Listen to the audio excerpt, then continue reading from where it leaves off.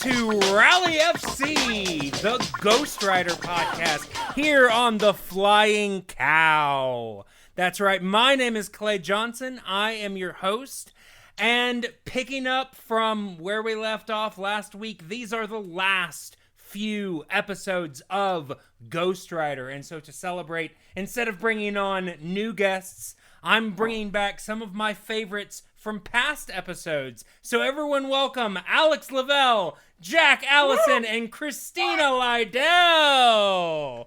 How we doing, guys? Good. Good. Yeah? Surviving. Can you put the entire fist in next time? Hey, sorry, what? Hey, are we recording? Yes, No, Jack. we haven't started yet. Oh, good. Okay. Oh, let me put my teeth back in. Oh, all right. Oh, I don't know why I would have...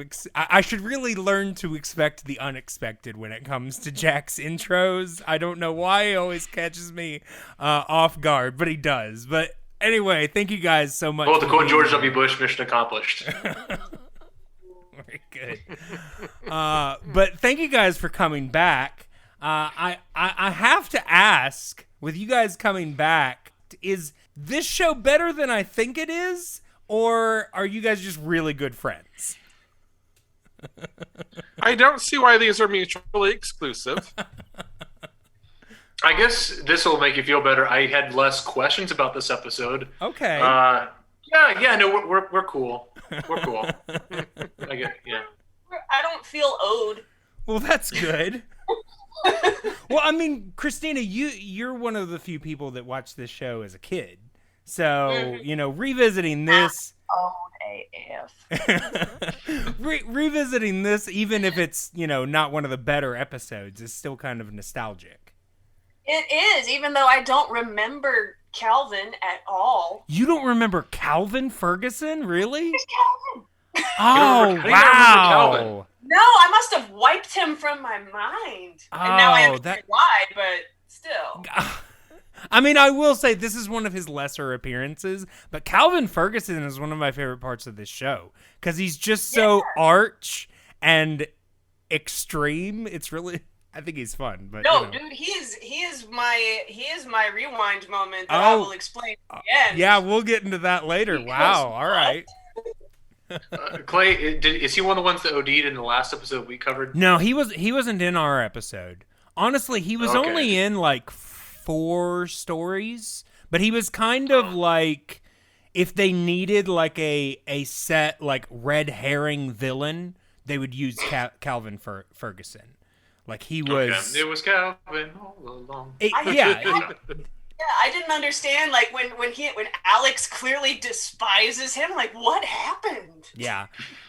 Calvin was like was the perpetrator of the mystery or whatever in one episode, and then like every time after that, it was like, well, Calvin's a suspect. It's like, well, yeah, he's in the episode. We know that. But yeah, all right. So wasn't he the one that took the pictures of Gaby's mother's feet and sold it on the internet in that one episode? That does actually sound like something Calvin would do. So yeah. Well, he has a very strange fetish with like the whole bird pictures thing in this episode. So I mean, it kind of makes sense. Yeah. Well, I mean, I think he mentioned it briefly in the episode, but he actually had a parrot earlier in the show, and then it died. Yeah, it died. They had a bird funeral for it. It was real awkward. Now, it was a burial at Sky? That would be rather difficult, but no. No, it was not actually... a powerful enough cannon. Yeah, not if you throw it hard enough.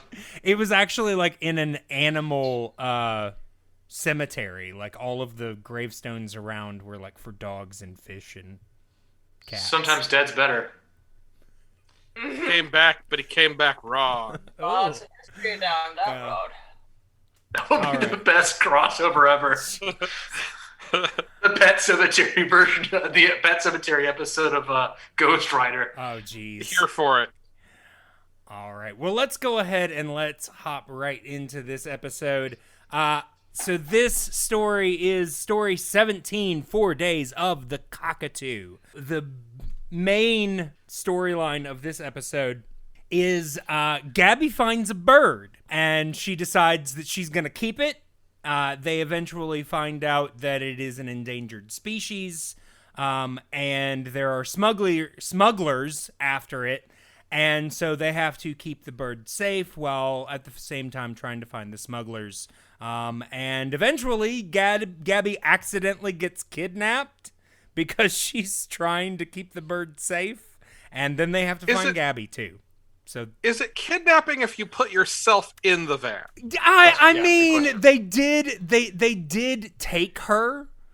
I mean, I guess it wasn't necessarily against her will because she did. But if you had found her, I'm sure that they were probably charged with kidnapping on top of everything. Yeah, but if they were to go to court, they could argue that they were simply trying to apprehend someone who trespassed onto their property. Yeah, they didn't kidnap so much as she ran away into danger. It's true. They're being responsible. They should go free. Well, I mean, except for the whole like smuggling and stealing endangered species stuff. What's the typical penalty for that? Like, I'd imagine it could be a steep fine of some kind, and obviously, reacquiring of the contraband. But I don't know. To be honest, I didn't research the penalty for smuggling and we need to get a lawyer on this podcast. Yeah, I know. I'm ashamed. I know a guy. I think you should have to do time like volunteering in the animal husbandry field. Yeah. Or better yet, just work a day at the Atlanta Zoo. Yeah, the Atlanta Zoo is run exclusively by poacher convicts. Oh, that's reassuring. It's like how Australia used to have a forger on its, I think, $5 bill. Yeah, Zoo Atlanta is like the number 12 outreach program in the United States. It's pretty swell. I read it on Reddit. It must be true. I read it on the bottom of a bottle cap of a bottle of Snapple. So it must be true. Yeah. Snapple facts. Is law. Yeah. Yeah. Absolutely. Snapple wouldn't lie to us. No. I will say there is something that I don't know if you guys really even noticed, because most of you have only watched one other episode. But the very first shot is we see a woman running around with a box that she then puts in a dumpster and then is chased by... God, we see a man with a beard in a trench coat. It's true. Does resemble a man in a trench coat when we first see them. But then they're being chased by the worst agents ever. The Blues Brothers. Yeah, they're just... I mean, we'll talk more about them later, but their buffoonishness is more irritating than anything. These are the day jobs that Bulk and Skull from the Power Rangers eventually took. Oh, yes, absolutely. I was waiting for that theme song to kick in. Question about that whole thing with the disguise and the chasing. Like, when did the show come out roughly? Like early 90s? This would have been 95. This is the last year of the show, so yeah. So was her disguise what started the neighborhood watch, like stranger danger icon that you used to see posted in neighborhoods, like the the black the black hat and the because it looked just like that. Yeah. I don't know. I mean, you should ask them, Jack. All right. Get them on the phone. But no, I mean, the first thing that I really noticed after this scene, and like I said, I'm not sure if you guys really would have noticed, but there's this girl that we've never seen before, and people come in and start calling her Gaby. What the? I know, right? Because between this story and the last one, Gaby has been recast. Tiana Morales left the show. It's never been clear why. I will say that before this, like they'd been using her less in the show because they were focusing more on middle school, and for some reason she was one of the only ones of the original cast not in middle school. But they recast her, and she is now being played by Melissa Gonzalez. And I just briefly have to rant for just a second, if you guys will give me that, because this makes no sense to me. I mean, I know that, especially during this time, recasting is something that happens all the time. But number one, there are only 2 stories left in this whole show. So poor Melissa Gonzalez only gets to play the character for 2 stories, and probably isn't well remembered by, the fans that there are. She is nothing like the original Gaby. The original Gaby was, very snarky and had a lot of spunk, and this girl plays her much more whiny. Honestly, I wrote down at one point that her delivery, it feels very PBS style child actory, because I was like, I know she's not, but she feels like that older child refugee from Barney. Remember that 12-year-old among all the 5-year-olds that would always be in that cast? Yeah. That's the way it felt to me. And I just like I said, no shade to her. She's just doing the job that she was asked to do. But I'm just like, you didn't have to recast Gaby. If you really wanted to bring her in, she could have been a cousin, much like they did with Casey in this episode. Or it could have been somebody else's episode. This could have been Hector's episode. Although apparently it looked like, I don't know if you guys noticed, but Hector seemed to be terrified of that bird. He only has one scene with it, and he's on the opposite end of the room from that bird, whereas everybody else holds the bird, touches the bird, talks to the bird, and he wanted nothing to do with it. But I'm just there were things set up that you could have written Gaby out of the show. Even Alex mentions that his mother is in El Salvador. Gaby could be with mom, and they could have an exchange student, or like I said, a cousin that's just living with them. I don't know. I will say, because I knew this was coming up, and a story ago, they replaced the actress who played their mom too. So in my weird headcanon, I started thinking, oh, maybe Mr. Fernandez just had a second family, and his other daughter's name was also Gaby for some weird reason. But or maybe they just have. Maybe it's just she just takes after her mom. She's like Skrull or something like that. Yeah, something like that. But yeah, I don't know. Honestly, the first my page of notes for this first episode is twice as long as all of the other ones, and half of them are about how much I dislike this new Gaby. And I kept trying to figure out what to call her, because I was this is my first note is literally, this is not Gaby. I kept going back and forth between new Gaby and not Gaby. I just yeah. I called her Gaby because it's spelled incorrectly.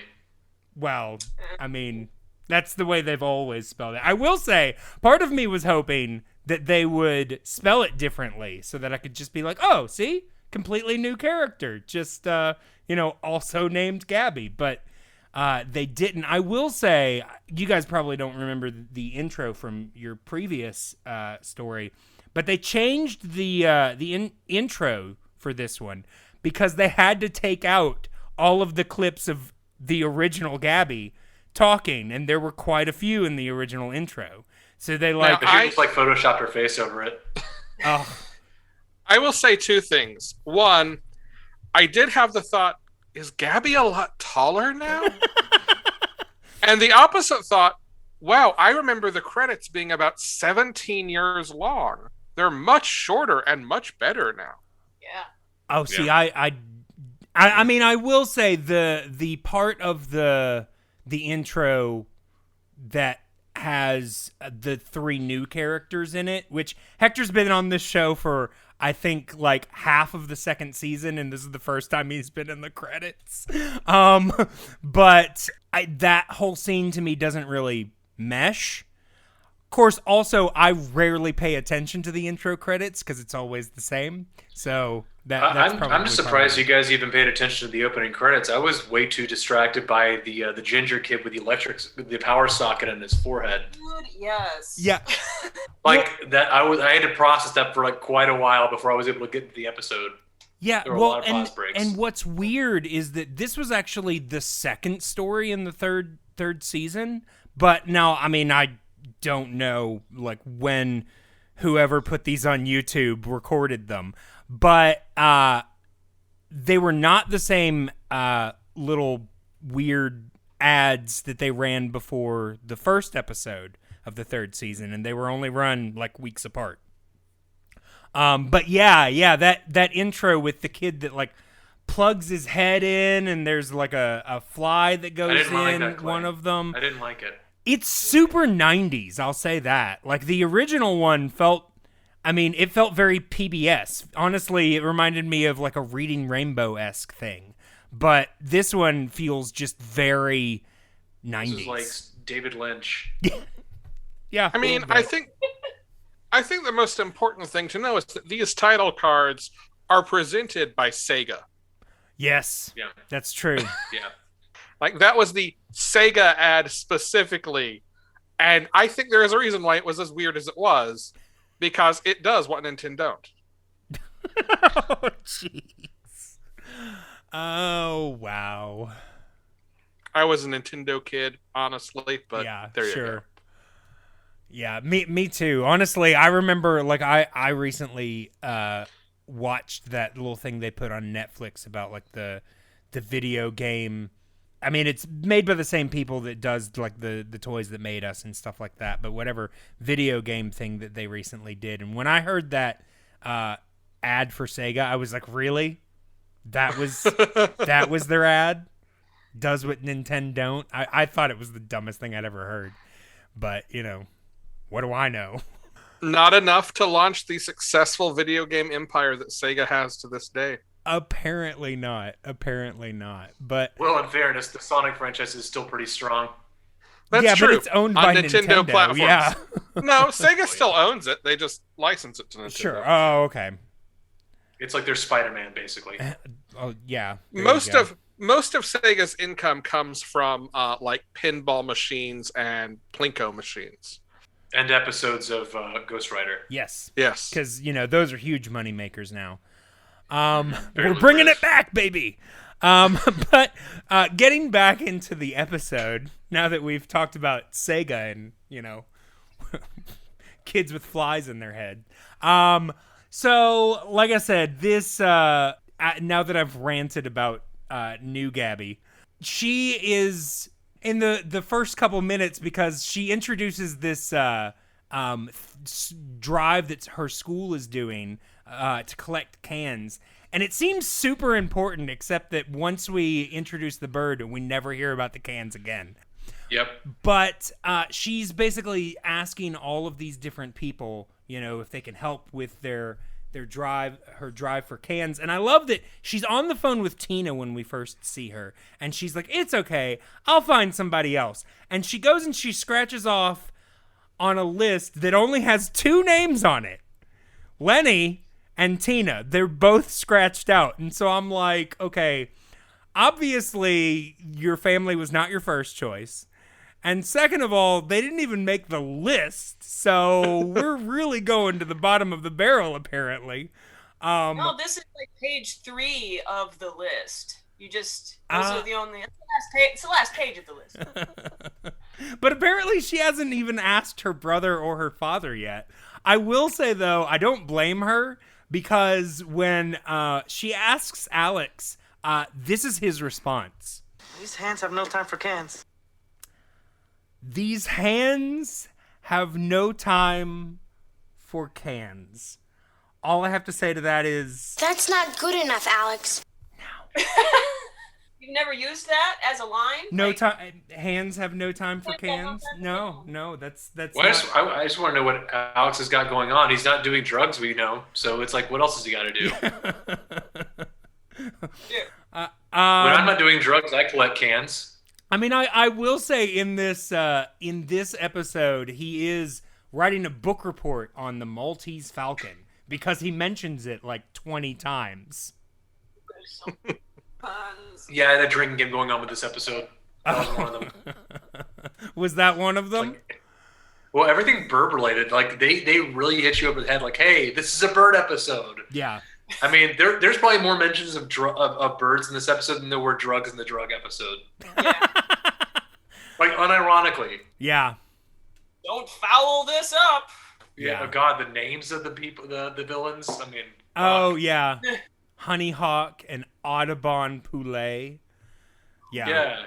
It's like almost that cartoon character mentality, like where if you like your last name is this, you are only allowed to be in a profession that relates to that. Yeah. It's a self-fulfilling prophecy. Yeah, exactly. Or like, medieval England. Well, and famously, Kevin Chamberlain, who plays that character, would go on to hatch an egg. Oh. He was Horton in Seussical. Oh, well, there you go. Yeah. As well as Uncle Fester in The Addams Family on Broadway. I can Oh, see there that. you go. Tony Award winner. Nice. You would Twice. never guess it from this performance. I'm sorry. Somebody had to say it. But if you were reading the script, would that not be the performance that you would think was expected of you? Yeah, I don't know. Maybe it's just because I would have had a different take on the character than him. I would have played it deadpan serious. Like all those lines sound so much creepier if you just read it straight like a character from Hannibal. Are you talking about Poulet? Honestly, Yeah. I loved his delivery. He was one of my favorite parts of this episode. I mean, I'll talk about that more later, but yeah. Just saying. But anyway, so Gaby goes looking for cans and initially refuses to look in a dumpster, where people would probably throw cans. But I will say this scene where she finds this bird makes no sense because she goes up to the dumpster and she's like, oh, it's going to smell or whatever. But then she's like, you got to do it for your school, Gaby. And she goes up to it and literally looks inside the dumpster where we have already seen a bird standing on top of a box. But she looks into the dumpster and hears something and backs up and goes, rats! And then goes back to it and sees the bird. I'm just like, is there something wrong with your eyes, Gaby, that you can't tell the difference between a rat and a bird when you first look at it? Or Speaking of which, my eyes too, because there was the box when they put the box in the dumpster, it's closed. When Gaby takes the box out of the dumpster, it's closed. yeah. But when you look in the dumpster and the bird is on it, it's open. Yeah, that didn't. I will say. I might be wrong, but it looked like the bird was on top of the closed box in the dumpster, which begs the question: how did it get out? Yeah. I didn't even think that far, to be honest. I was just busy wondering why Hawk did just jump in the dumpster with the bird. No, I'm serious. Like, it's like the detectives to don't hide. check No, in. you've got a great point. I mean, I will say maybe it just would have been harder to get into. Although I would think there was a box there. I think that's the whole reason she was able to put. It's a big box. You can lay down flatter than that box would be in height. I mean, I don't know. and you can say, it's gross as garbage, but if I threw $20,000 in a dumpster, I'm going after it. Yeah, and you're not gonna abandon it. That really makes no sense, especially when apparently your employer is a psychopath who threatens to stuff you several times. She's also a master of disguise, apparently. So why not just disguise yourself as trash? Well, the beard is already pretty close. It's really bad. Yeah. Oh, geez. Mm-hmm. So I have an important question. Yes. About but go ahead. About what I imagine must have been the original draft of this script. Sure. We can all agree We saw that, didn't we? Or their drafts. Well, I think there had to have been at least one change, right? Instead of a cockatoo, originally when she looked in the dumpster, she definitely found 2 cans, right? Because she's looking for cans, finds two cans. I'm looking for bottles right now. Thanks, Alex. That had to be the original plan. I'm not joking, right? That was where they drew the line. That's where the line is. Wait, am I worse than Ghostwriter? Can you get drunk off vermouth? Yes. Jack's gonna try. Anyway, during this scene, Gaby writes in her notebook that she's found a bird and she's going to keep it, which she then conveniently leaves at the dumpster. Along with her bag of cans. Yeah. She really, Yeah. which I'm like, it's a big box. Stick that stuff inside with the bird. The bird's fine. Is she ADHD? Like, does the show ever like make that canon? I mean, it wasn't established with old Gaby. I don't know about new Gaby. Okay. I mean, I think there's a theory here. No clue. But after this scene, we do get the introduction of kind of the subplot. I mean, it really goes throughout the whole episode. But we get the return of Casey, Jamal's cousin Casey, who we had met previously a couple of stories back. She was in town because her mom was sick, not feeling well, and now she is back basically for the same reason. We end up finding out this time that her mother is an alcoholic, and Casey apparently did not have it thoroughly communicated to her how long she would be staying with these people, because she seems to think it's only going to be a matter of days, and they seem to know quite the opposite. Years. But I will say that when Casey first comes into the scene, we get she gets quite a warm welcome from Jamal. Surprise! What are you doing here? Want to hear a riddle? What are you doing here? He asks in the first two things he says to her, "What are you doing here? What are you doing here?" Part of me really just wanted this scene to carry on and everyone ignore Jamal's question to the point where he just ramps up and is screaming that question. Because I don't know if you noticed, but it really built. Because the first one was like, "What are you doing here?" And the second one was, "What are you doing here?" Like he's really starting to descend here. Maybe that's a normal reaction, though, to, do you want to hear a riddle? I mean, I will say Casey has definitely That's a good established herself as kind of annoying. I mean, in the very next scene, we discover that she's put itching powder on the banisters and, has really created herself a warm environment to come into. I'm sorry, because I've never been a victim of itching powder before. Yeah. Is that, first of all, is that an actual thing? Two, is that something that people just respond to jovially when they're the victims of it? Because everyone except Jamal seems to take it okay. Yeah. I will say I have heard of itching powder in several different places. So if it's not real, then it's just an accepted fiction that all showrunners use. I'm assuming that it's real. But yeah, no, that I was honestly more with Jamal. I mean, I will say there seems to be an inherent lack of communication with Jamal over this whole situation, because the fact that everyone in the house seems to know, except for, yes, I understand he's a child, but he's still like a 13 or 14 It doesn't matter how old he year is. He deserves to be. He deserves to know what's going on. Exactly, especially because he's the one closest in age. He's going to be the one dealing with her the most. So he should have been one of the first people to be clued in on this situation. Especially given the circumstances of why she's there. Because if Exactly. he's not made aware, he's going to say something. Hey, how's your mom doing? Whoop. Right. Well, I mean, and also, was it just me, or was that scene where they did communicate, where they had to basically teach Jamal about alcoholism, did that just make him look real bad? I Yeah, they was should've distracted by the outdated language in the scene, Sure. but he doesn't look great. No, because his response to, well, she's an alcoholic, was, well, why doesn't she just stop? And I'm just like, real good look, Jamal. Real good look. yeah, they should have got him drunk. Why don't you stop itching, Jamal? Yeah. If anyone poor- cares to know about itching powder, it is real. Oh, well, there you go. Okay.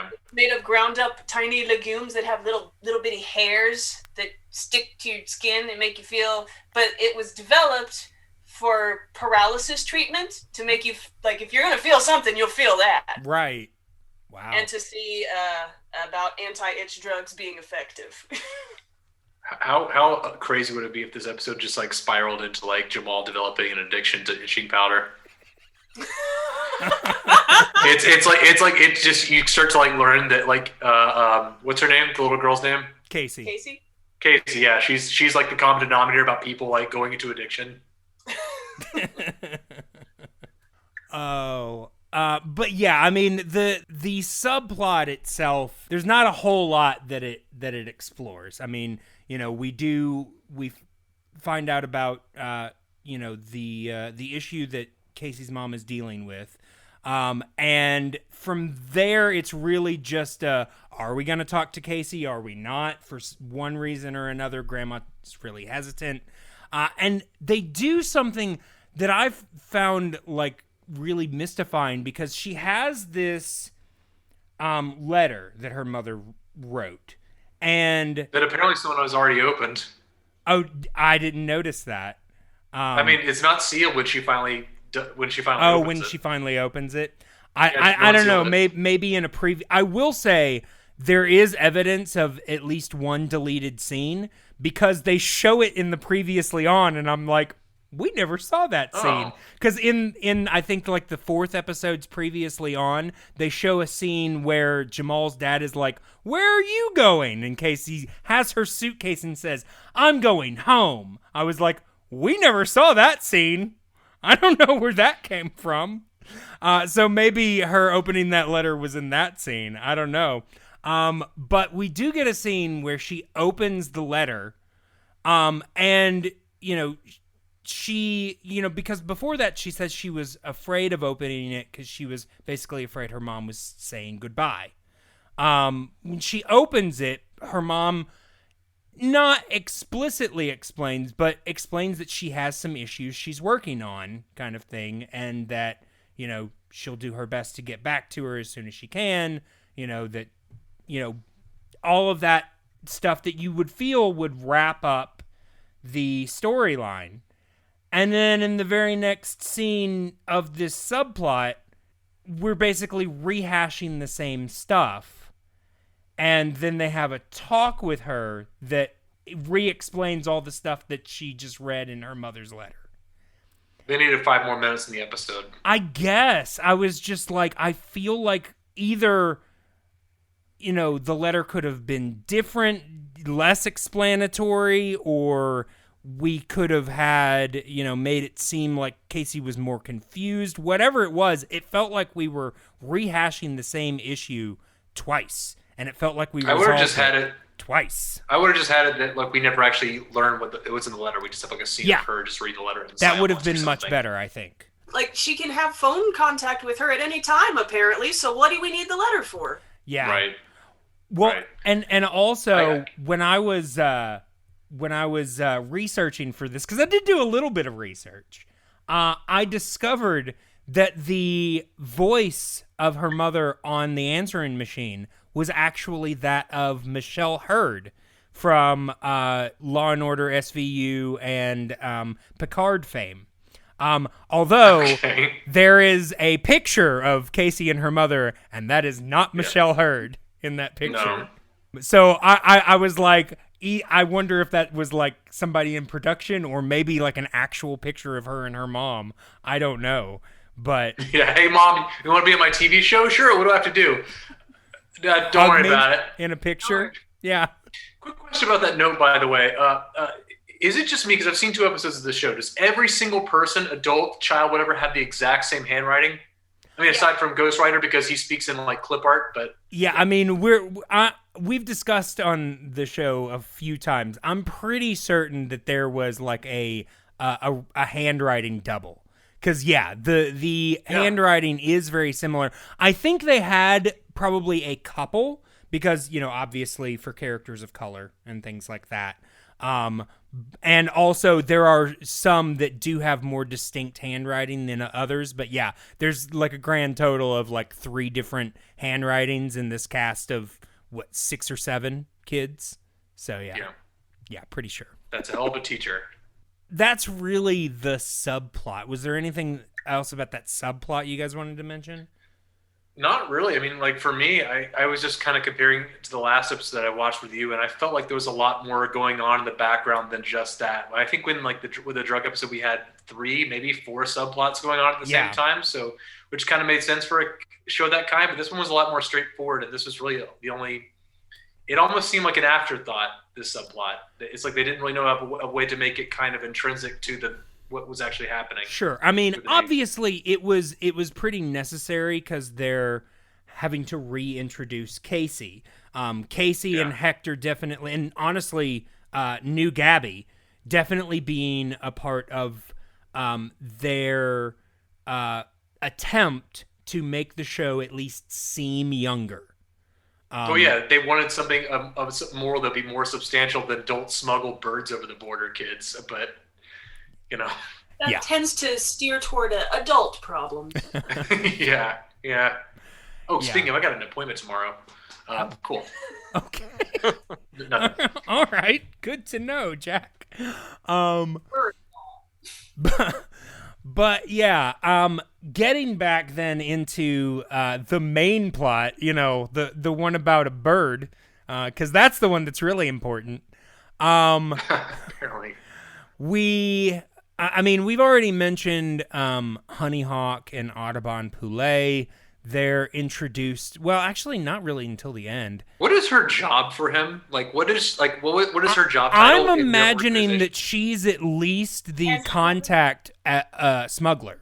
Whether there's more of a team than her, I don't know. But she's at least. I'm sorry. What's the difference between a contact smuggler and a contact juggler?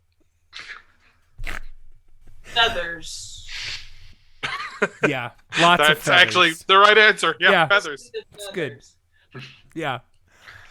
But what does he do? Like, is he a taxidermist? Is that his trade, or is he just like a trust fund baby that just puts all the stuff into his own hobbies? See, that's actually a very good question, because most of the times that we see him, although he is seemingly hiding out in a shady warehouse, he's always dressed very nice. Yeah.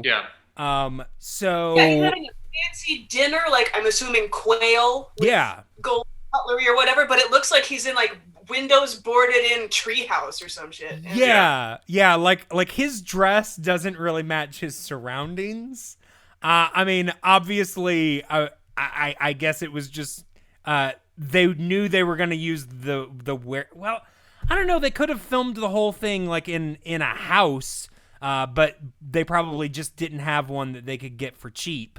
They got a cockatoo that was apparently that wasn't cheap to get. Yeah, maybe it's Ghostwriter's homage to the Adam West Batman, and this is just their take on Burgess Meredith's Penguin. But the thing with the Penguin is, though, like, we understand like why he's a threat to other people, even his subordinates, because he has muscle and power and even some gadgets to an extent to actually enforce his authority. Yeah. Whereas he keeps threatening Hawk, but we don't know why she sticks around. I mean, maybe That's he pays her very well. I'm they guessing... don't show the room of taxidermied former assistants. Well, yeah, because he does basically keep threatening to do that to her. But anyway, he says, "I'm going to stuff you" at some point, which may be kind of uncomfortable for different reasons. But hey, these hands don't have time for cans. But like, as far as we know, she is the only person that works for this guy. And so it's like, you're apparently, again, an alleged master of disguise. So just put on a beard and just skip town. Like, why does she stick around if her life is in jeopardy? I don't know. Like, that's a very good question. You would assume that she's going to be getting paid very well, but once again, the clothes don't match the surroundings. So I don't really know. I mean, Clay, if you paid me hundreds of thousands of dollars per podcast to do this with you, and then like during one episode, just in an outtake, you told me you were going to stuff me, I'm probably not going to come back in your show. I'm sorry.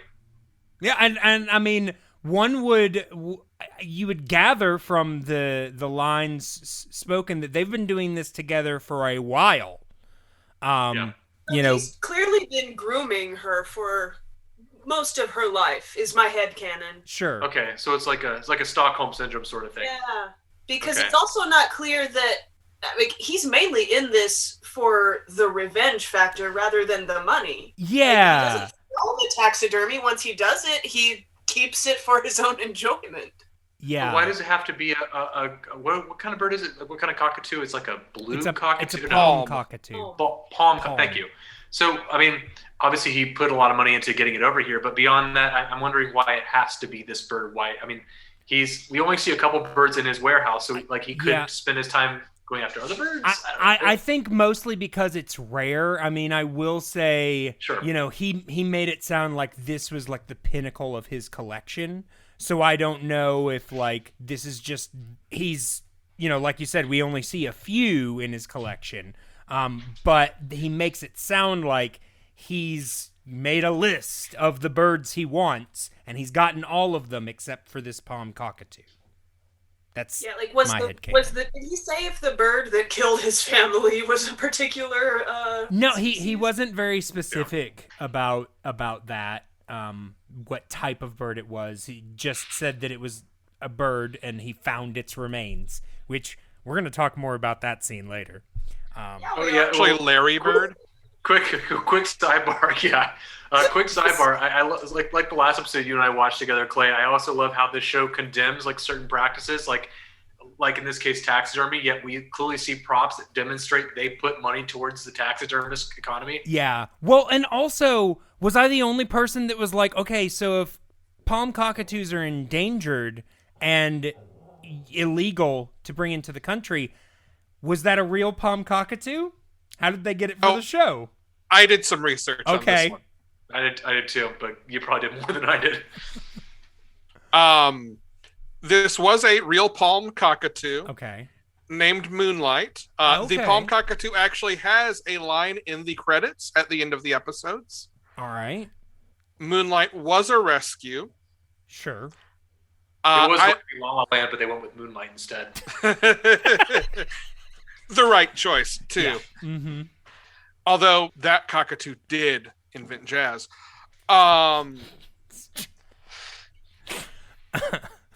Rescue. I am pretty sure, based on the way they shot, that this cockatoo could not fly. Oh, yeah. Yeah. Oh, definitely not. Or was it trained? There's like the one scene where it flies, you see it spread its wings, you get like CGI shadow on a wall, and then clearly someone has just kind of tossed it from off frame onto a box. Yeah. Moonlight the cockatoo would go on to be trained to recognize words by its handler. I saw that video that you sent me. Yeah. He was studied as part of an ongoing study to see which kinds of birds you could teach to recognize words. He was one of several that this handler, who I only ever saw listed online as Jin C, but I found some video she had posted to YouTube of Moonlight recognizing words. Like, I don't know, I think in the video he got 5 or 6 out of 8, something like that. But unfortunately, Moonlight died around the age of 36 in 2019 to bird illness. Oh, unfortunate. We could have had him on the show. We could have. Probably could still get his handler. Maybe. Well, that's interesting. Okay, so I mean, I assumed that it must have been like a rescue that survived this process, but yeah. But appropriately, he went on to learn to read. He watched Ghostwriter and took the lessons of it. There you go. Very nice. But now he is the Ghostwriter, right? Yes. Like in the reboot, it's the bird. And that's why he can. Luckily, he can recognize 5 to 6 words out of, what'd you say, 8? So, Ghostwriter, promising. Help! Where's my daughter, Ghostwriter? Why does it say Gaby over and over again? I will give it points for that, by the way. I was just in my head, just joking, she keeps saying "say Gaby," so it's just going to come back and say Gaby. Say As Gaby. I was like, they won't do that. They did. Yeah. No, that was good. That was smart. It's subverting my expectations. Yeah. I will say, Jack, of the options, "say Gaby" is better than "where's my daughter?" No worries. Yeah. I wonder if is that a coincidence, do you think, that this is the new Gabby's first episode, so they really hammer it home, say, this is Gaby, this is Gaby. Yeah, you know what? I didn't think about it, but yeah, that's actually, because I think they probably say the character's name more time in this episode than they have in any other. I also find it honestly kind of insulting that the first episode with this new actress playing Gaby is a Gaby-centric episode. It's like, Did they know that this was going to be their final season at this point? I mean, I will say, from what I've read, this season only lasted 3 episodes total. And from what I've read, it was canceled due to lack of funding. Although you saw at the top, it's funded by everything that funds other PBS shows, plus Nike and Sega. But it all went to the bird. Apparently. Moved Well, the whole and budget on the bird. and the season premiere of the show, they went to London.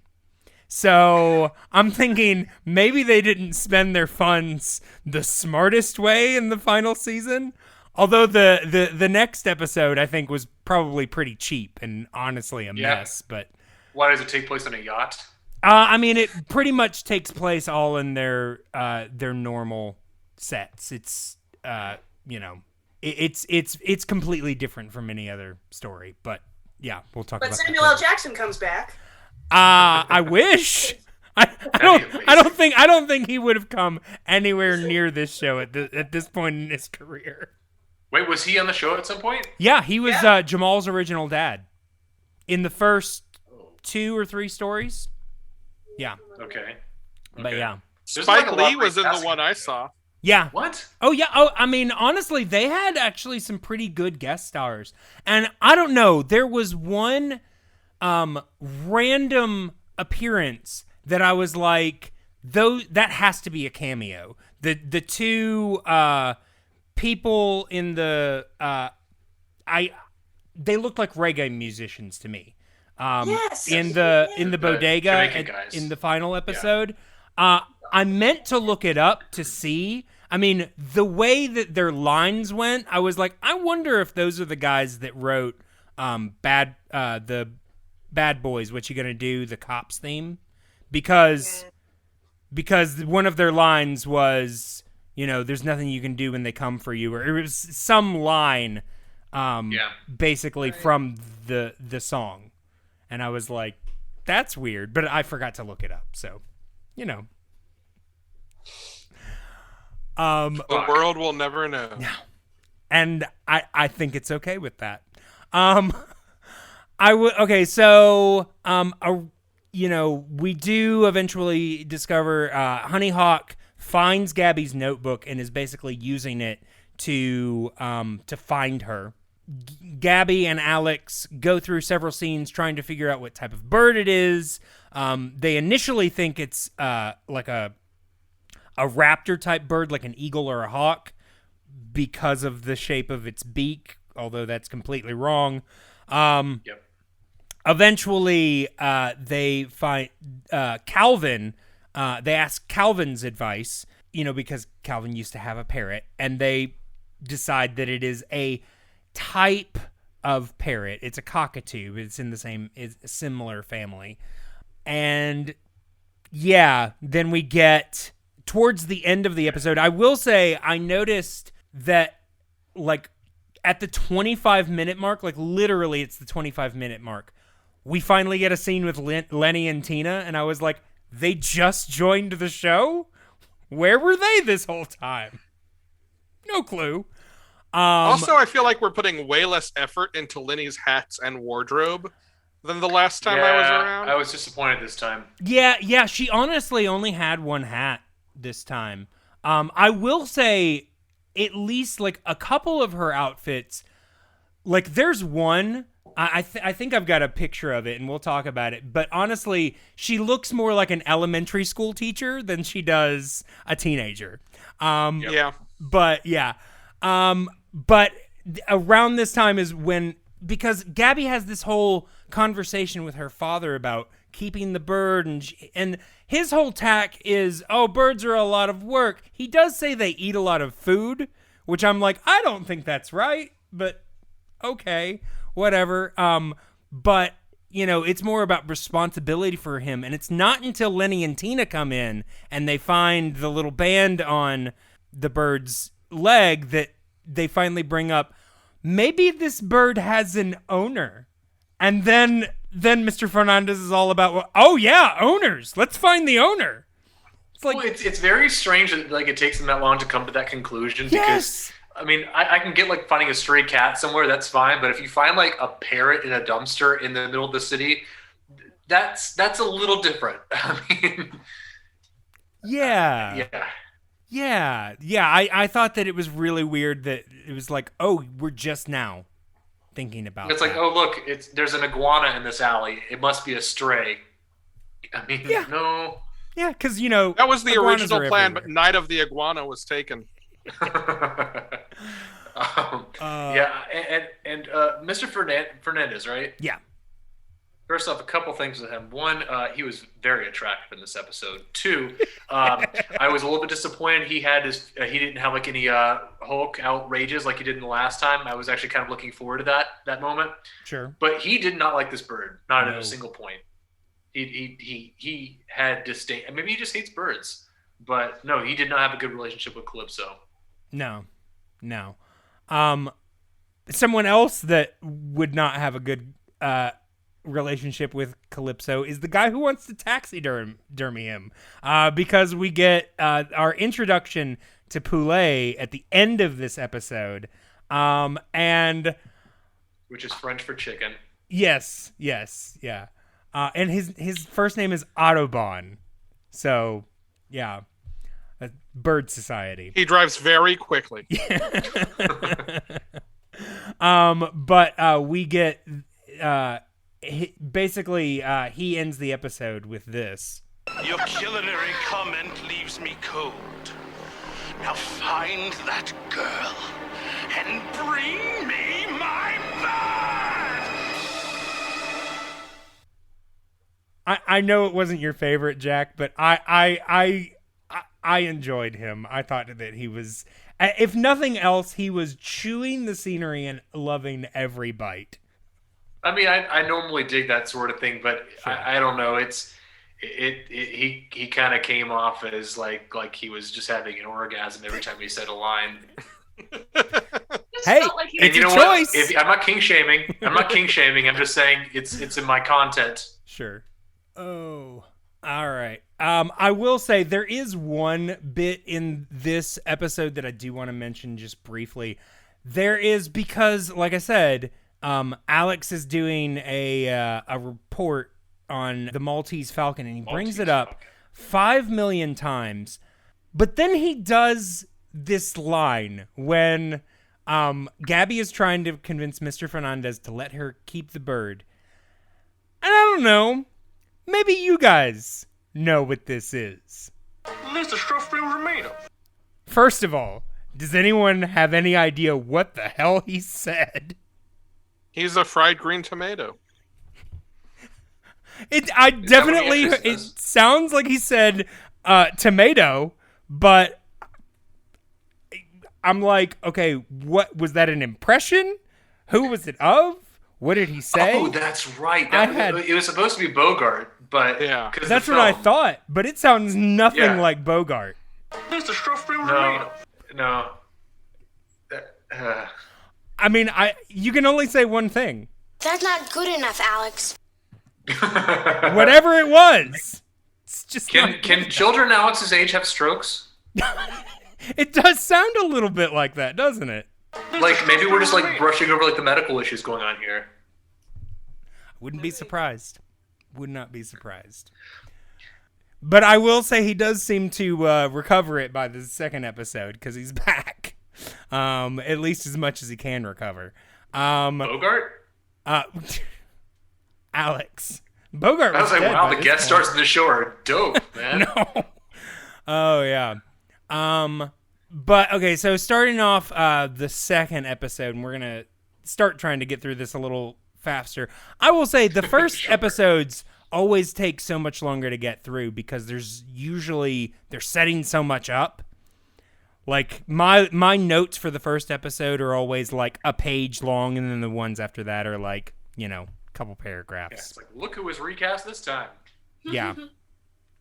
But we do get at the beginning of the episode, Gaby left her door open, so the bird is just hanging out in the bodega, which probably brings the closest to a Mr. Fernandez meltdown that we'll get in this story.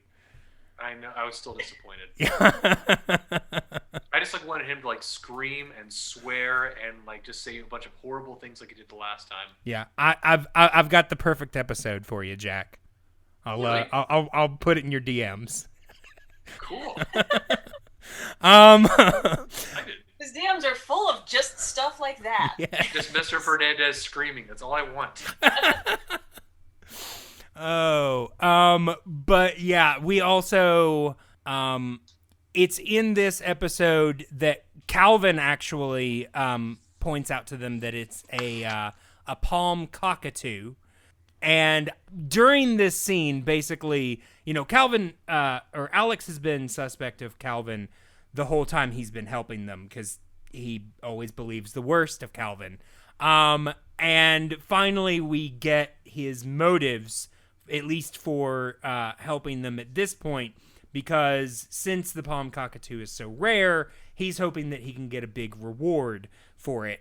At which point, they all turn on Calvin and tell him to leave, prompting this from Calvin. You haven't heard the last of Calvin Ferguson. Have a beautiful day. That's a great line. It's great. I love that line, mostly because of the bookend at the end, because he's all like, "You haven't heard the last of Calvin Ferguson. Have a beautiful day." I'm just like, I love that. He's vindictive and he's a good boy. Yes. I mean, will that's say, right though, there with, it's called ornithology. Yeah. Oh yeah, he had some great moments in this episode, because there was a bit where I can't remember exactly what it was, but Casey said something, you know, just really kind of what they do in this episode, saying something dumb so that they can, like, you know, do a teaching point.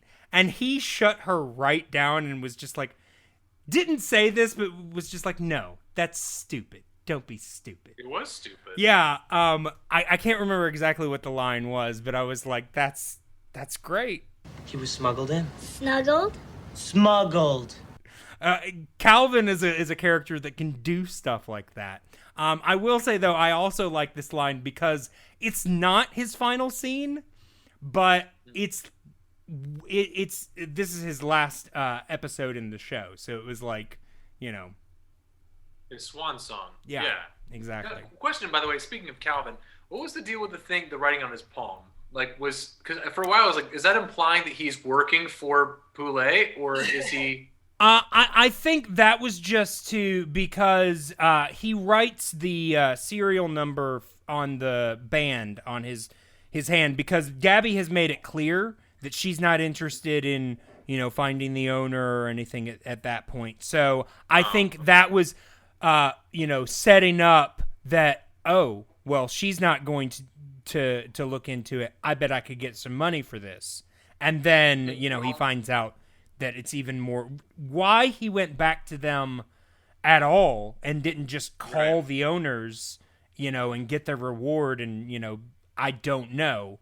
That Right, would so have why set that up if you're not going to follow it through? exactly. I mean, and to that point, like, you know, because from what you imply and from what I gather from the episode, they have had history that hasn't been cordial, to say the least. Right. So I why would will- he think they would work with him in the first place? Well, I mean, the main reason that they even brought him up is because he also had a bird. He had a parrot. Okay. They're pulling the sympathy kind of card. I get that. In his perspective, someone who like wants to try to make money or at least some kind of exploitation off of this bird, I would honestly use my knowledge, like withhold my information on the birds, be like, hey, I'll study this overnight. Just let me have the bird for a night. I'll bring it back the next day. Sure. Wink, yeah. You know? I mean, yeah, I will say I do think, especially in his last couple appearances, they have been hinting at this kind of redemption arc for him. So I think they were, trying to kind of build on that while still, he hasn't changed completely, but he is trying to help them while also still looking out for himself. Yeah. I will say, did anybody else notice what time of the week or year was this taking place? Because Gaby mentioned that she's doing something for her school, but they go by like 3 days where they don't seem to actually be going to school. It's President's Day weekend. Must be. Yeah. What else do you do? I mean, there's one reference to it, like towards the very beginning of the episode where Hector is like, why didn't you bring cans to school today? But then the rest of the time, I think the very next episode, there's a scene where they're all being woken up at a time that they say is really early, 6 a.m. And I'm like, what time do these kids go to school? Yeah. I was wondering about that. That was like a typical time for me to have to wake up when I was going to school. But I was going to say, this was 95. Was there a pandemic going on there too? I think there was a baseball strike going on. That makes sense. Yeah. And as The we great all know, baseball kids strike don't of go to 95. school when a baseball strike is on. Yeah. I sure as hell didn't. But yeah, I was just like, because most of the time they're actually pretty good about that. They're like, oh, we'll do it right before school, and then we don't see them till after school. But this time it was just like, oh, no, there's no school. When does school start back up? Never. Yeah, these kids are also very nonchalant about getting up early in the morning. Like, there's like a minor gripe, but yeah. I mean, it's like, yeah, it's just 6:30. It's like, Yeah. no, that number didn't exist when I was on break or on vacation or whatever. No. But yeah, around this time, Gaby, basically because they've brought up the idea of the owner, they now have to put up flyers to try to find the owners. And as they're putting this together, Casey finds the travel permit for the bird in the box that has the scientific name on it. It's the wrong scientific name, but they use it to name the bird Calypso. I want to say, by the way, the sequence on all of these events, very confusing at first. Why are they playing Calypso music while they hang all these lost bird signs? Sure. And then they name the bird Calypso. It's like, okay, now the music choice makes sense. At that point, tonally, very incongruous with what's going on. Sure. Well, I had problems with like the music in this entire episode because like the trumpet player, the synthesized trumpet sound that's in the soundtrack, it plays so many inappropriate dramatic beats during this episode that I was just very totally confused. Yes. One of the biggest ones is like, oh, go ahead. I was just about to say there is a moment where Casey is sad. And I think it's like around the time that we're finding out like what's going on with her mom. And the music is all like, really kind of sad. And then all of a sudden we hear this, and it's like, exactly. It is the womp womp. What? It's like, that didn't make sense at all. She's still crying. She's still it's sad. a literal sad trombone. Oh man, like the tuba noise whenever she makes a dumb joke. Can we just talk about the background music for a little bit?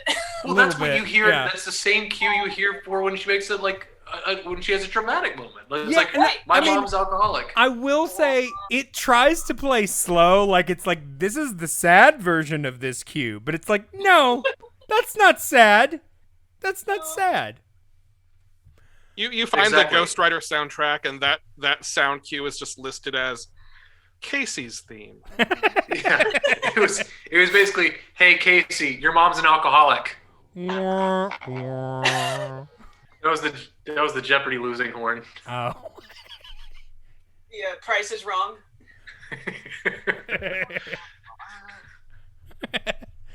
You hear a little yodeler fall off a mountain. Yodeling, yodeling.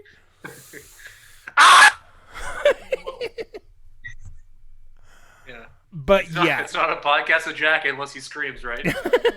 Oh, it's true. It's true. And unless your bar goes into the red, like to the very top, it's not a Jack episode. I'm teaching you how to noise balance, Clay, little by little. I'm giving you the experience. Thank you so much. But yeah, so we, now that these flyers have gone up, obviously it takes very little time for Honeyhawk to find them and give Gaby a call. You can tell the moment that the scene starts that she's now going to be pretending to be an old woman. Even though when we see her making the call, she's like dressed very like honestly more stylish than we see her in almost the entire rest of the episode, because every other time we see her, she's in some sort of disguise. But you can only imagine these are the clothes that she normally wears. But yeah, she's using an old lady voice and basically sets up for them to deliver the bird that they're now calling Calypso to her. But of course, just as they leave to take the bird to the quote owner, Calvin comes with the very important news that the birds aren't legal to come into the country. They can only be smuggled in. So basically they're taking the bird to a horrible person, which prompts Lenny and Hector to try to head them off at the pass. And that's where the episode stops at a cliffhanger. They're like, will they make it? The little bit of background acting that Hector gets where he just absolutely eats shit. He does. He goes face first. Well, what I think is hilarious is that that's at the very first of the next episode, because you see them running. That's not at the end of 2. That's the beginning of 3. Yeah, which honestly, I was almost a little like, I was like, number one, it's a comedy bit, so I kind of get why they don't do that there, but it does kind of build the tension of, are they going to get there? But yeah, it happens luckily they have, a magical being that can project words, because Ghostwriter stops them long enough for Lenny and Hector to get to them and let them know what is going on. They then run away and are chased by the crazy woman in a van into the park. But can we talk about her disguises for a second, or is it too early to kind of... Yeah, no, go ahead. I had... So again, I gotta stress, they refer to this character as a master of disguise, so much so that the cops, the feds haven't been able to catch her for years as a result. For someone who is a quote-unquote master of disguise, she makes the shittiest choices as far as what costumes to wear, given the circumstances that she puts herself in. Yeah. Because like old lady, okay, for one, she doesn't really do anything that's old lady-esque outside of talking on the phone and sitting in a van. So she immediately gets out and runs. So again, you're completely blowing your cover. Well, and also, was it just me, or did that look like the absolute last vehicle an old lady would own? Right. Yeah, it's like a child predator van. Yes. It is. If she were an old lady in that time, she would be driving a wood-paneled station wagon. Yeah. Yes, thank you. Here's the exactly. Here's the lesson they should be teaching this episode. Don't get into a nondescript rusty metal van. That's probably a no-no. Yeah.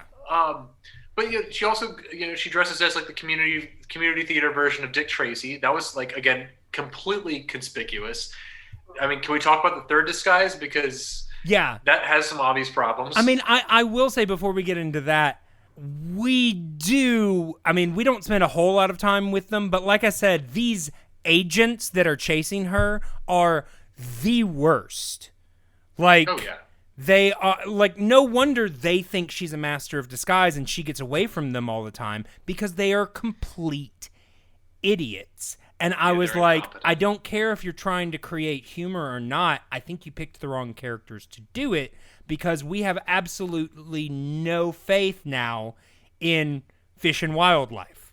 Like, these people It almost seemed like idiots. a response to. It almost seemed like a response to them, like writing an incompetent antagonist with Hawk. But it's like, why don't you just like make them seem more proficient, and then have regular, nondescript fish and wildlife agents? I don't know. Yeah, I mean, create another reason that they can't catch her, other than they're just buffoons. Were there more deleted scenes? Because according to the credits, Hawk has a stunt woman. When? Exactly. I'm trying to think of when she did stunts. I mean, maybe like she doesn't know how to drive a stick, and the van was a stick, and they made her actually drive it. So maybe she gave birth at one point. Maybe they hired someone to actually run when she chased the kids through the park. I was thinking, because she does go behind a statue before she comes back out. So maybe, I mean, that's kind of silly. Yeah, she did hop the fence, so maybe that was it. In the very first when she hides scene, the bird, that's true. Maybe that was it. Yeah, and she's like in a beard and mustache and a hat, and she's all. We haven't seen her yet, so we wouldn't know that it is or isn't the same person. But Here it's made of felt, like master of disguise. Yeah. Exactly. Like, well, and to continue the thought Jack was having, that next costume was absurd.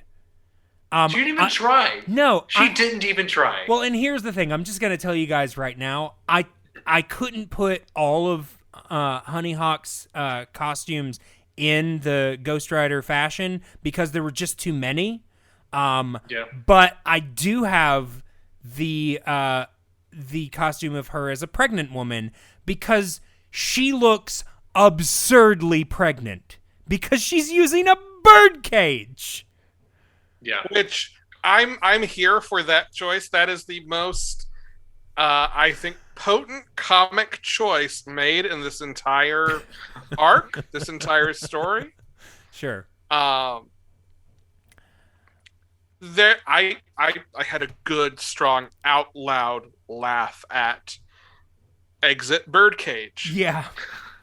I mean, I give them points for having like a prop, like the character for having the choice of having that prop ready should you need to take the bird with her like in a hurry. But yeah, again, like I said, going back to my earlier point, it's not useful to have that kind of encumbrance in your wardrobe whenever you need to run in a hurry. Yeah. Additionally, I've known about 5 pregnant people in my life. My mom was 2 of them, and they doesn't look like that. Like her stomach is like almost a right angle. Like, yeah, it looks like a table in front of her.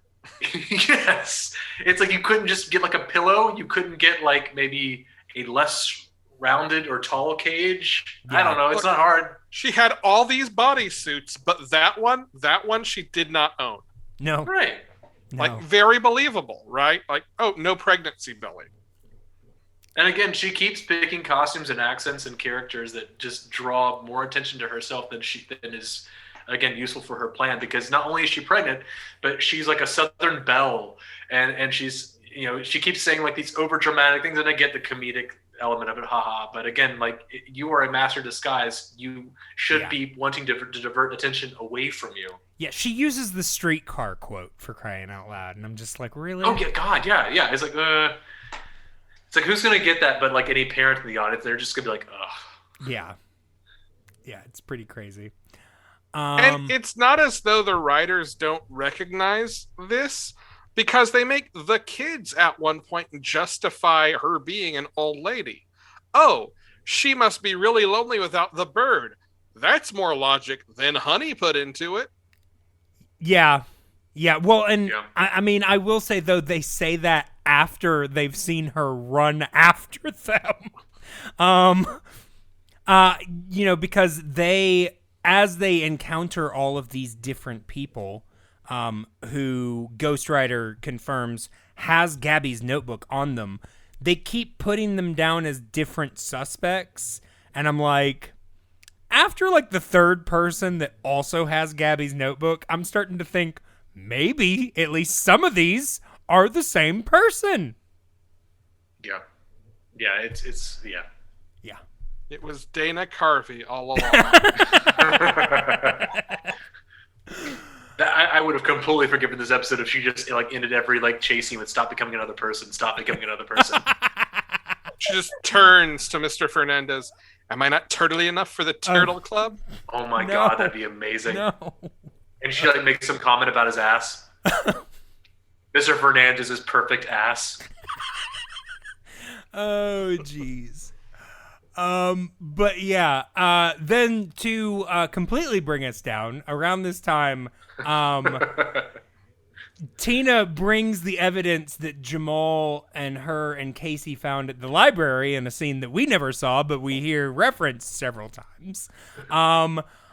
They brought back a CD-ROM all about endangered birds and the horrifying truth of smuggling. What's a CD-ROM? Is that what something was like floppy disks? It's like it. Yeah, close enough, honestly. Yeah. It's a CD that has computer stuff instead of music on it. Oh, Has like 10 whole kilobytes on it. Mm-hmm. It's amazing. 10 whole ones. But yeah, show just some real dark imagery of what happens when people try to illegally smuggle birds, and it's real upsetting. It's also... Go ahead. I was just gonna say, like, I mean, this episode taught me, like, this episode was definitely the more educational one compared to the last one I watched. Well, Because the I last learned in depth how to one was smuggle. all about how bad marijuana was. Well, it's horrible. It's the most deadliest drug there is out there. But no, this episode taught me two valuable things for my future. One, how to smuggle birds into the country, and how to stuff a bird, how to do taxidermy. Yeah, because in that scene towards the end of the story, he goes into great detail about how he is planning to stuff the bird. And it's like, I understand that they're just ramping up tension, but this is rather graphic. Right. It's like, don't do taxidermy, kids. But if you did, This here's is how you start. do it. The entire last episode is one big villain monologue. Really, yeah. Like, I am back to, this is Adam West Batman, and this is just the villain monologue. Yeah, I mean, honestly, Audubon Poulet really does sound like the name of a villain from Batman 66. It really does. or like a discount Bond villain, like a Roger Moore Bond villain. It's from that feels incongruous when they double it with the like documentary footage that's all actually sad and Right. and then The this CD-ROM guy's stuff. performance shows up. Yeah. Oh, okay. After this, this is when we get the Hawk basically going into the bodega in the pregnancy disguise. And around this time, a little bit before this, Alex has been directed to the Fish and Wildlife from the police.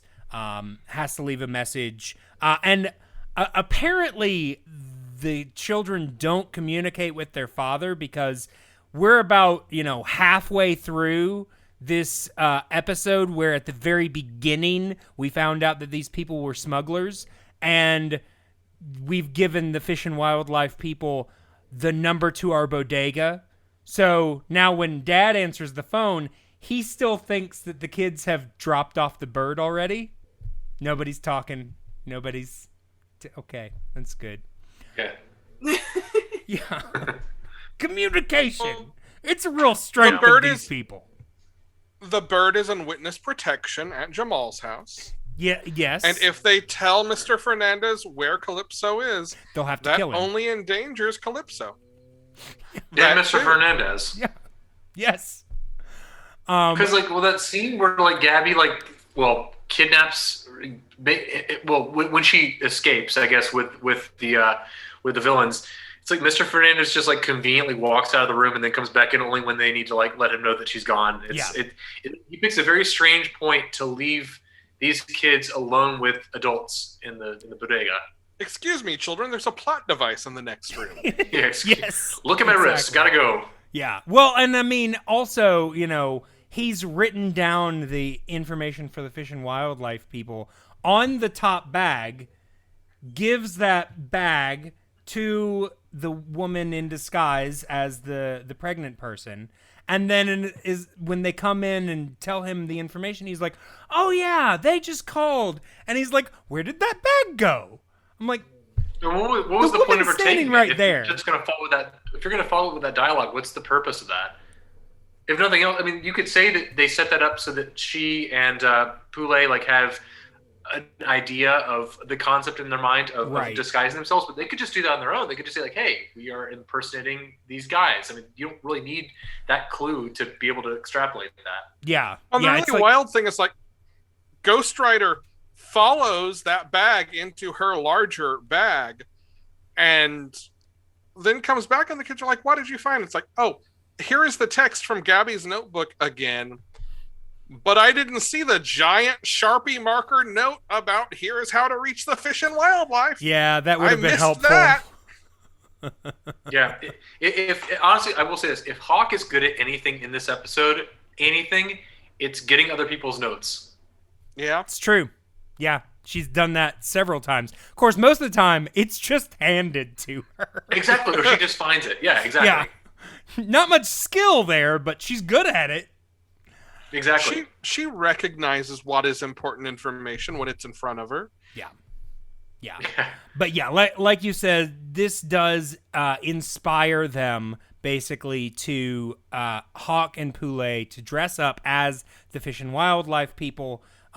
Gaby, seeing no reason not to, hands Calypso over to them. Although I will say, she then basically explains everything about birds to the fish, and I'm just like, okay, I get kind of why we're doing this, to stretch out this whole thing so that Ghostwriter can get these notes to Hector that then Gaby is then going to ignore. But even I was annoyed hearing Gaby explain these things about this bird. Same. And not to mention, Hector also ignores arguably the most important of the two notes. With the taxidermy thing? Yeah, Ghostwriter says that first, and then he says the note from Gaby's, whatever she wrote down. It's that's the one he cited to her first. It's no, you should have probably started with the taxidermy thing. That's a little bit more important. Except you forget, Jack, that these children are intentionally idiots. So if she had done that, then Gaby would have been like, what's a taxidermist? And they would have spent 20 minutes figuring out what a taxidermist was before they went to the second note. We do. It's called episode 4. That's true. Yes, but he had to do it in that order. Otherwise... I mean, on the subject of the kids are intentional idiots, yeah. Poulet breaks character so many times. And which honestly neither of them fun, bats an eye at it. No. Neither of them is at all put off by him just going full maniac. Yeah. Yeah, it's because he's not a master of disguise. No, he didn't take the beginner improv class like Hawk did. Oh, but she wasn't a level 1. With the whole if anything, to take away from the subplot with Casey is that no, Grandma, you need to give kids more credit to be able to process things and handle information. But then they treat the audience like this. Yep. Exactly. Yeah. Okay. It's true. But yeah, at the end of that episode, like we've said several times, Gaby jumps in the back of their vehicle when she realizes that they have her notebook, therefore must be the smugglers. That's a logical jump. Yeah. I mean, I will say, when she goes, they apparently don't know that she's in that van at all. They don't know that she's in their warehouse or anything until much later. when she randomly screams at a taxidermied bird. But, other than that, she stays hidden for quite a while. Yeah, well, long enough to write most of her note down. Yes, she does. Which I laughed at. Yeah, she does eventually get caught. And by this time, the team has called Lieutenant McQuaid for help. He couldn't help them before when it was a bird missing, but now that it's a human missing, McQuaid's on the case. But well, you see, that's their mistake, though. They should have called Ace Ventura, pet detective. Yeah, that way we could have gotten the line from him when he saw Hawk. That's no man. That's a whatever the line is. Yeah, I can't help you. I saw that movie for the first time, I think, last year. So really, yeah, I saw it was on Netflix, and I was like, I've never seen this before. I just like imagining Jim Carrey in the world of Ghostbuster, not Ghostbuster, Ghostwriter. Well, that would be interesting too. Poulet kind of puts him gives him a chance. Yeah, not to mention Stoop Dude. Oh, geez. Yeah. Pretty. Was he the one that was afraid to leave the stoop? No, actually, he didn't even have a stoop. Yeah. Yeah, he honestly made no sense. He was from Alex's episode. But yes, Gaby does basically give them all of the information that they need to find her. I will say, though... sort of. Because, I just gotta say, she gives them partial because, she starts writing down the thing on the chicken box. You bake it, we fuck it, we whatever they say. We make it, yo. Yeah. We pluck it, you fuck it. She reads that off of another crate. Ghostwriter should have just taken that initiative and just copied that text and said and saved for the time. Ghostwriter isn't very smart. Yeah. Well, it's right there. Yeah, he wrote down what she. No, we needed 2 more minutes of the runtime. Yes, exactly. We needed these kids to have to figure out something. Although it's Casey really that figures it out. And I will say they do a really interesting thing with Hector here in these scenes where he's talking to Lieutenant McQuaid, because in moments they make him sound really smart, like he's figuring all this out. But then there are moments where he's like, well, how did you know that? And he's like, oh, I read it with Ghost. And it's just like, okay, where are you, Hector? Can you, do you have no cool, or are you getting good at this? You have been through this arguably 17 times by now. You should probably have this more down pat. Well, not Hector. He's only been here half the show, but close. Okay. Yeah. 8. Somewhere around there. If Betty Buckley taught us anything, it's that 8 is enough. Where's the vermouth? Oh, yeah. But we do meet the real Fish and Wildlife guys. And there's a real weird scene where they're like, if we can find Calypso, that would be great, because he can, help make more birds. And they're like, oh, that's great. How can he help? And they're just real coy about, well, he's going to be doing a lot of fucking. Yeah.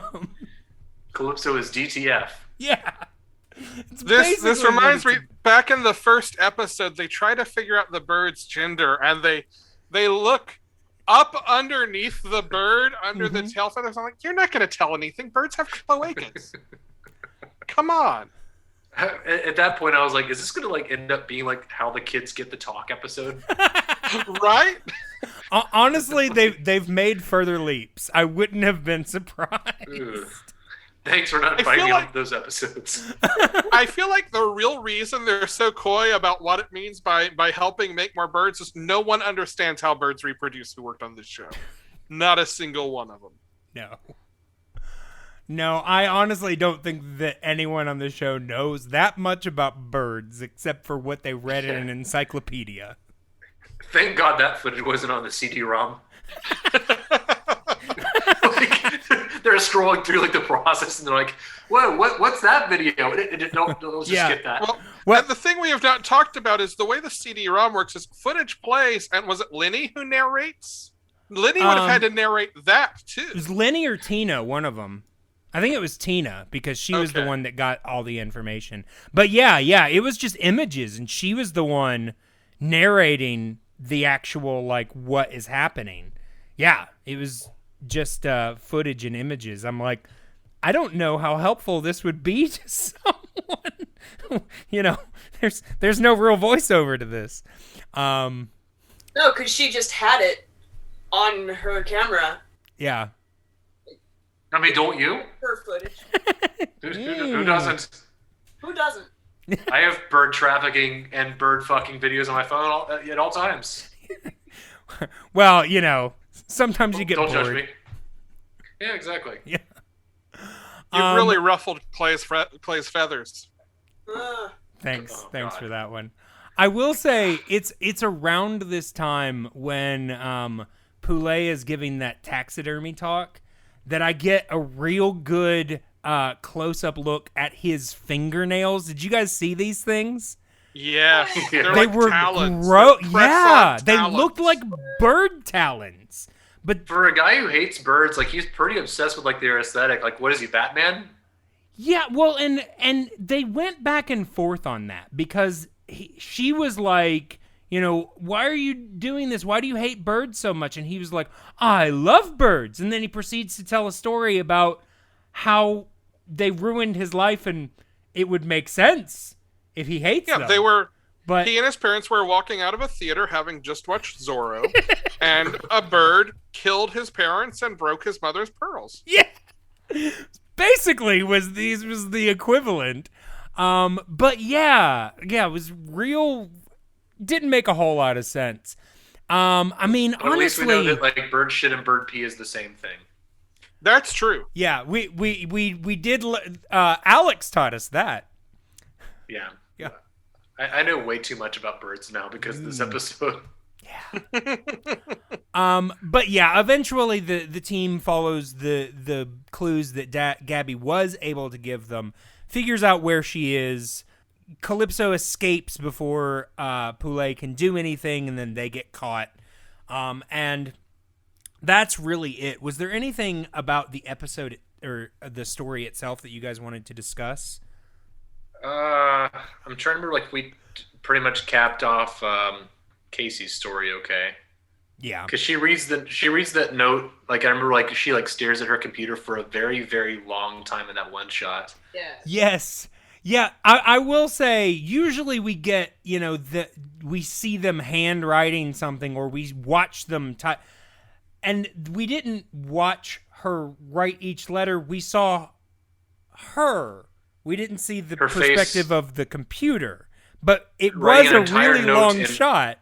And I was just like, It's- we didn't need all of that, guys.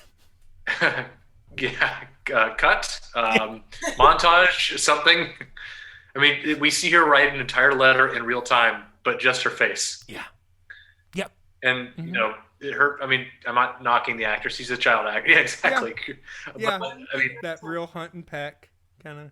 but her face doesn't change; it pretty much just like stays. I mean, it's not like she's like showing like a range of emotion here. It's Well, just. I mean, she's typing a letter in the middle of the night, and it's not even at this point. I don't think that was the one she was writing to her mother. That was the one she was just talking to Ghostwriter. So, Did I imagine it at the end, or when Calypso shits on Poulet, does Poulet go, "Con"? Yeah, I saw that. I thought that's what he said too. honestly, I wouldn't have been surprised at that point. Well, that's because Calypso is now and forever will be, or always will be. What's the quote? Never mind. His friend. The end. Yeah. Well, no, I thought he said con too, and then like I was like, did he say cock? Like, as in like cockatoo? And like I'm like, okay, that's awkward. Yeah. Was supposed to be. Yeah, that's like the Humphrey Bogart line earlier. It's like Oh. there's some loss in translation here. Yeah. Cock. All right. It's like this took a turn.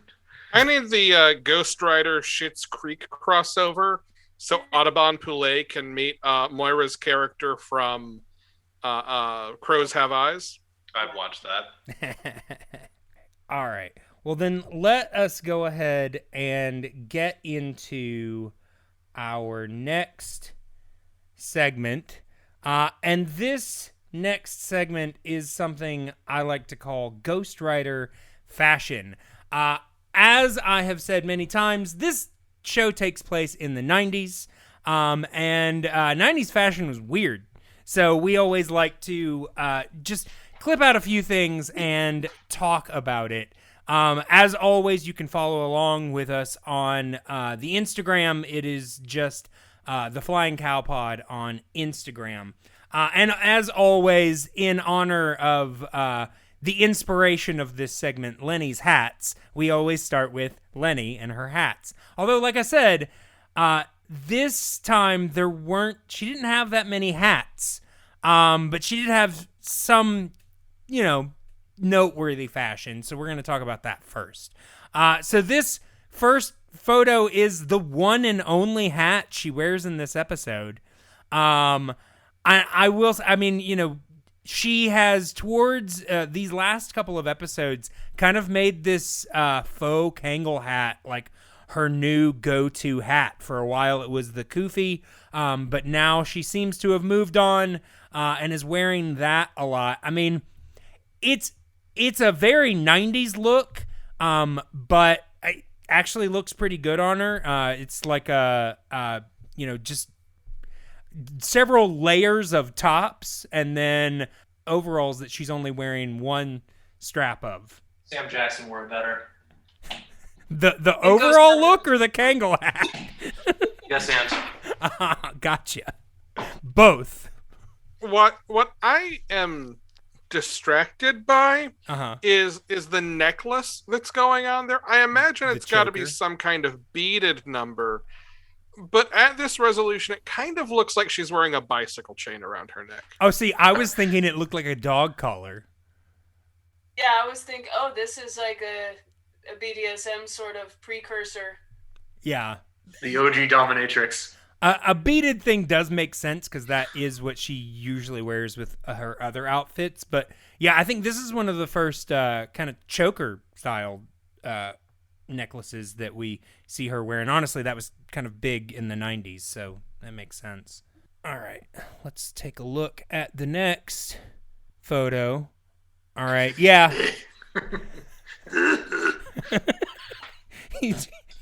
Do you have something to say about this one, Jack? Looks like she has more to say than me. I mean, compared to most of Lenny's look, this is pretty normal. She's just wearing like a white top and some sort of like bandana style vest. But yeah, not that. It's a great combo with her Sylvester Stallone look she's got going on.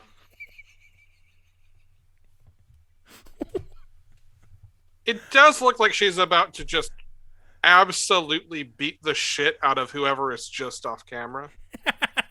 What did you say? And just scream Esso's name. Ghostwriter! All right. Con! Cock!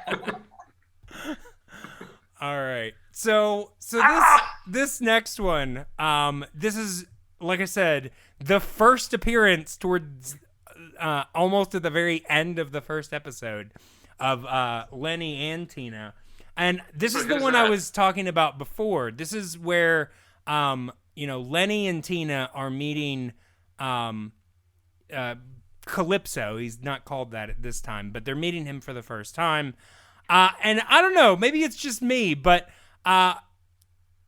this looks more like she's dressed as a school teacher than a teenager to me. Well, Hawk should have used this outfit for the grandma disguise.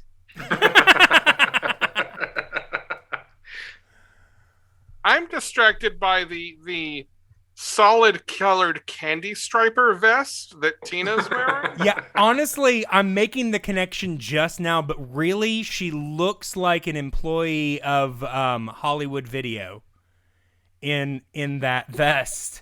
Like it. Which one, Tina? Tina. I get more Target lady vibes. Sure, but yeah, I mean, the idea is she just looks more like she's dressed for retail than actual fashion. Yeah, like right after like she sees that Cockatoo, she's gonna go down to her night job at the VFW. Yeah. All right. Next photo. All right. I mean, this was just a. Why does Lenny absolutely despise Tina right here? Oh, really? I don't know. I mean, there's a lot of emotions going on in this picture. I mean, I just grabbed this random shot because it has all three of them. Tina definitely is wearing a very interesting outfit. I kind of liked it, but Christina apparently has much different feelings towards it. She looks like I don't hate it. I just don't know why Lenny's looking at her like she needs to be ground into dust. Both of the other girls have like disgusted looks on their faces. I was gonna say, who was this on the left? Who was that on the left side?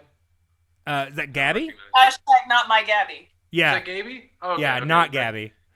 She looks like she's like in the middle of like an I Want song in a musical.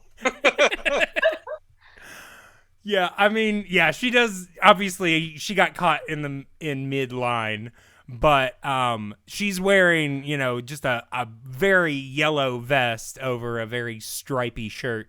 I will say, I found these segmented pigtails rather enjoyable. Yeah, it's a choice. I mean, it's a choice. Yeah, I don't know. Very fast food mascot. Yes. Yeah. It does feel a little like she's trying for Wendy's job. Yep. Yeah. I'd put in earplugs, but I have AirPods in. All right, let's take a look. The next photo. All right. So I had to include this. Mainly the face you make when you see your parents having sex. Mainly because number one, this is not the only scene of characters in jammies that we get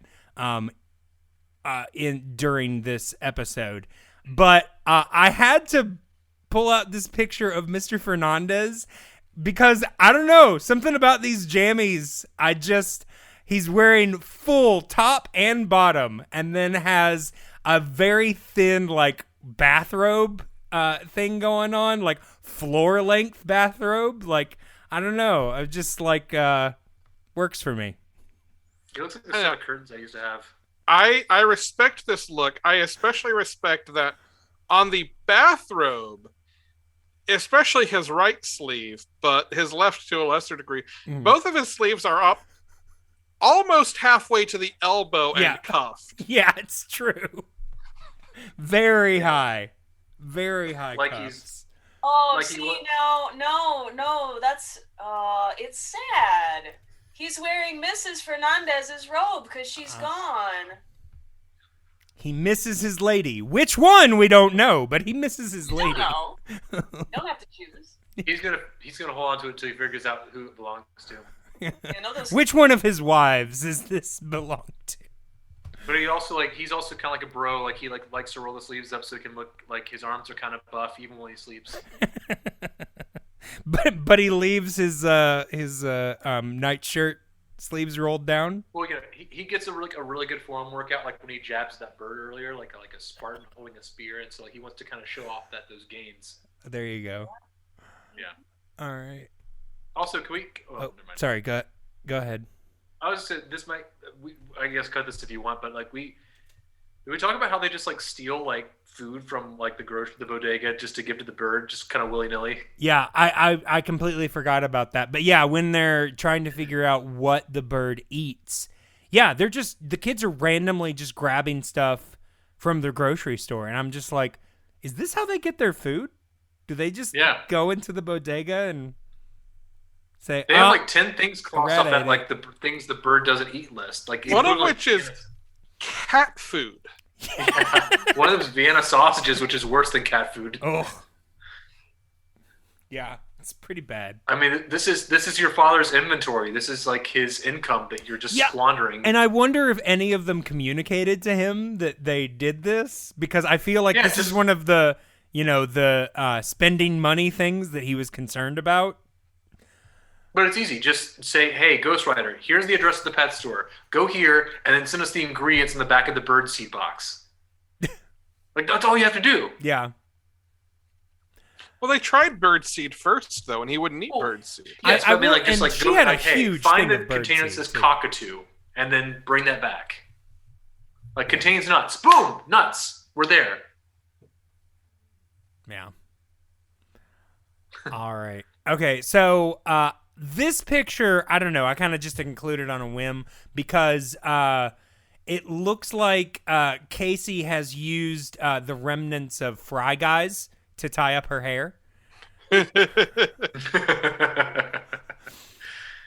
Yeah, this makes me nostalgic. I miss my old poster in my room that said "game" on it. Oh, yeah. Pretty good.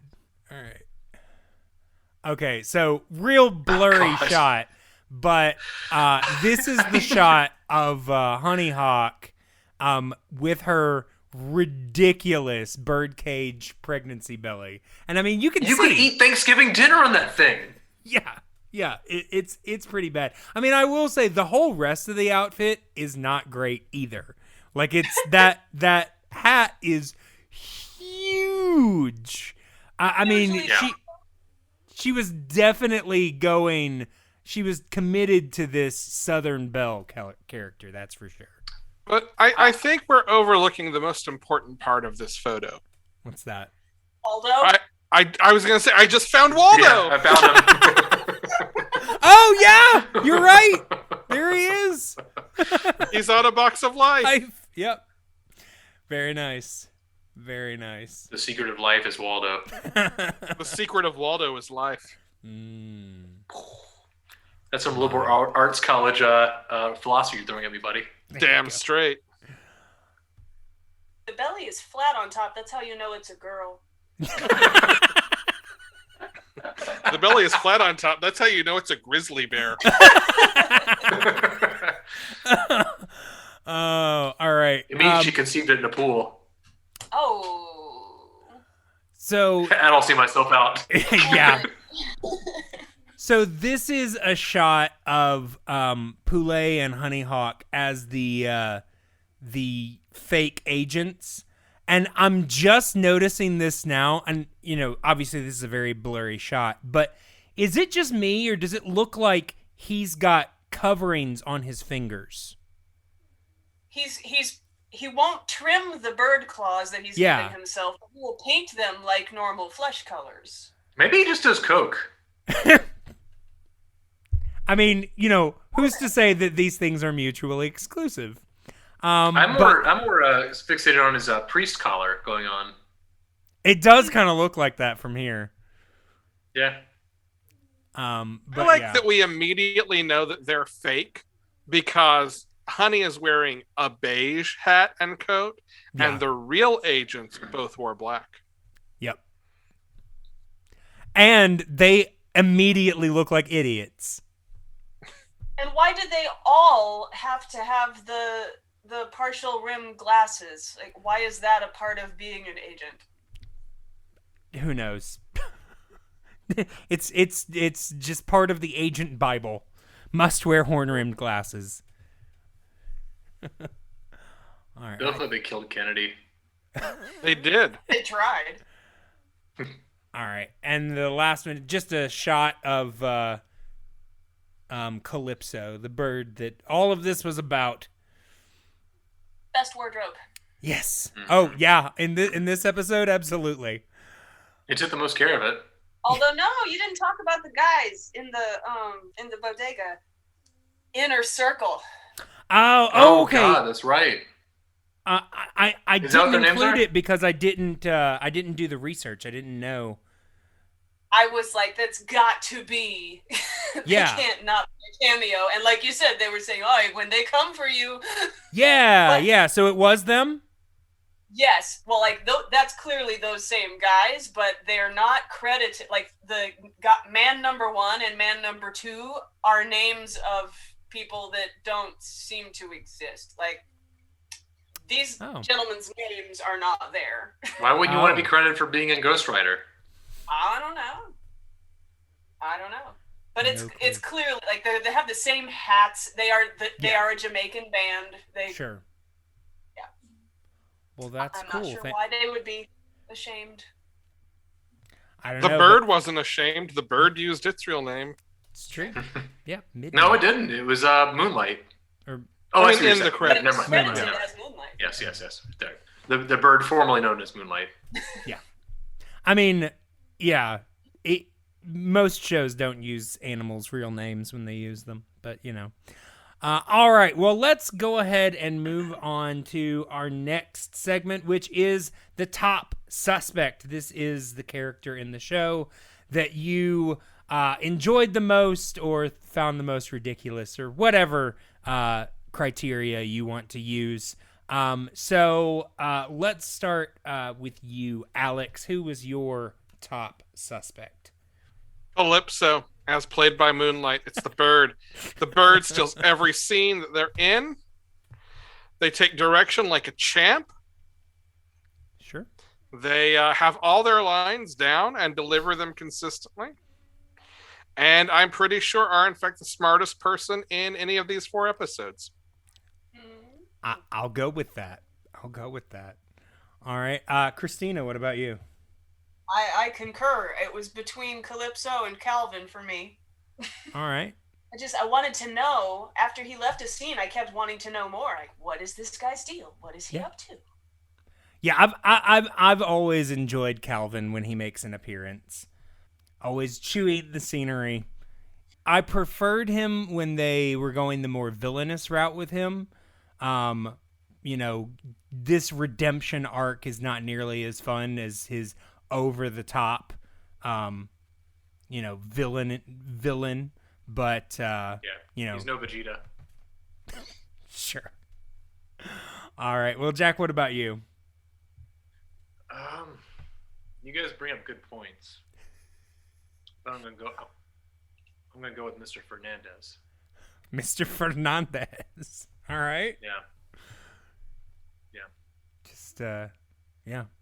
And the bird, there was like a weird, you could tell like he kind of like had like some relationship with the bird going on that was just interesting. I wanted to know more. And, well, when he approached the bird with the broom, it was like they were in a dance with each other.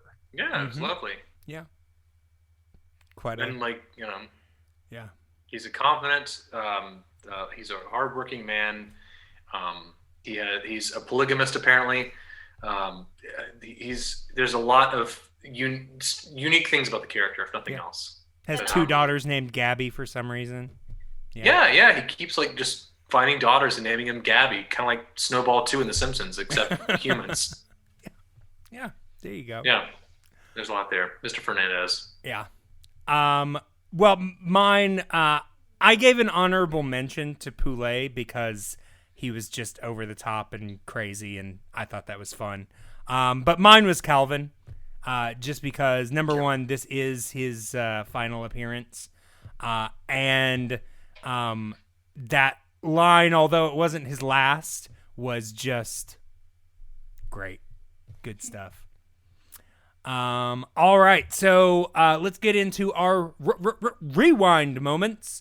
Moment in the show that was either your favorite or just made you go, what? So this time, Jack, we'll start with you.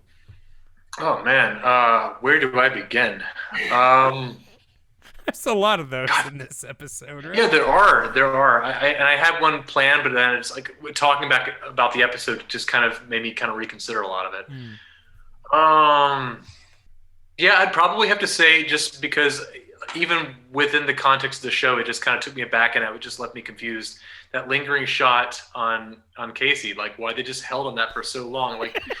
The music was barely there. I mean, like there wasn't like really much scoring to kind of keep things moving emotionally. I'm like, keystroke.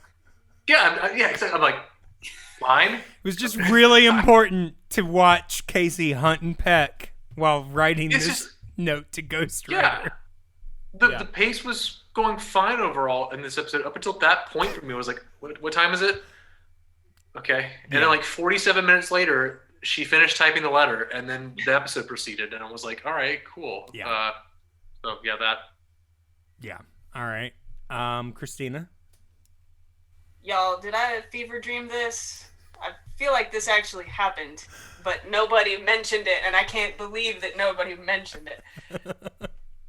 It's in the first episode Okay. when Calvin shows up and he's talking about his old parent Attila, Yeah.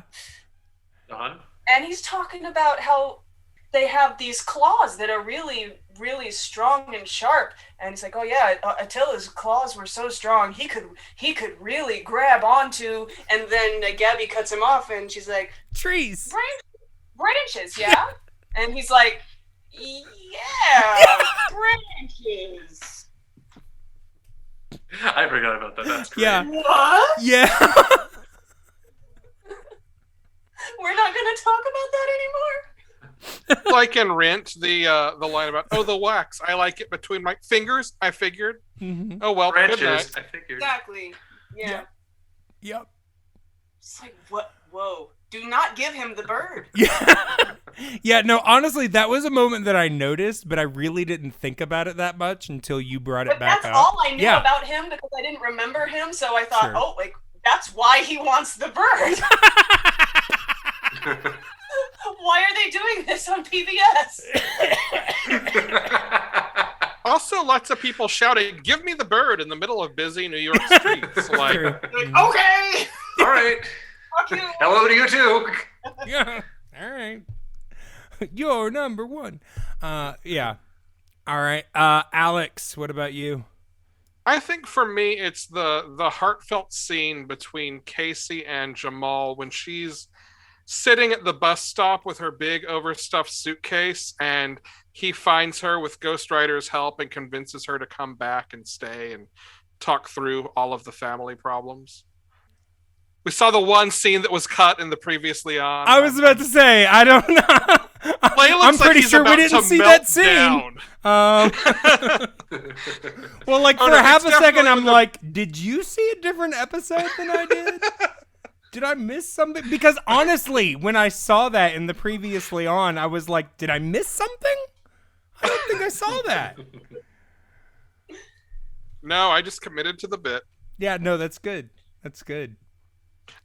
In that case, I'm going to go with an actual scene, I guess, when the bird chews through the pencil holding its cage shut. Yeah. Like, I guess Calypso didn't need anybody's help. Fuck all of you. Well, he got out of the box and then shut it somehow on his own. It makes sense he can get out of a cage. Yeah? It's true. It's true.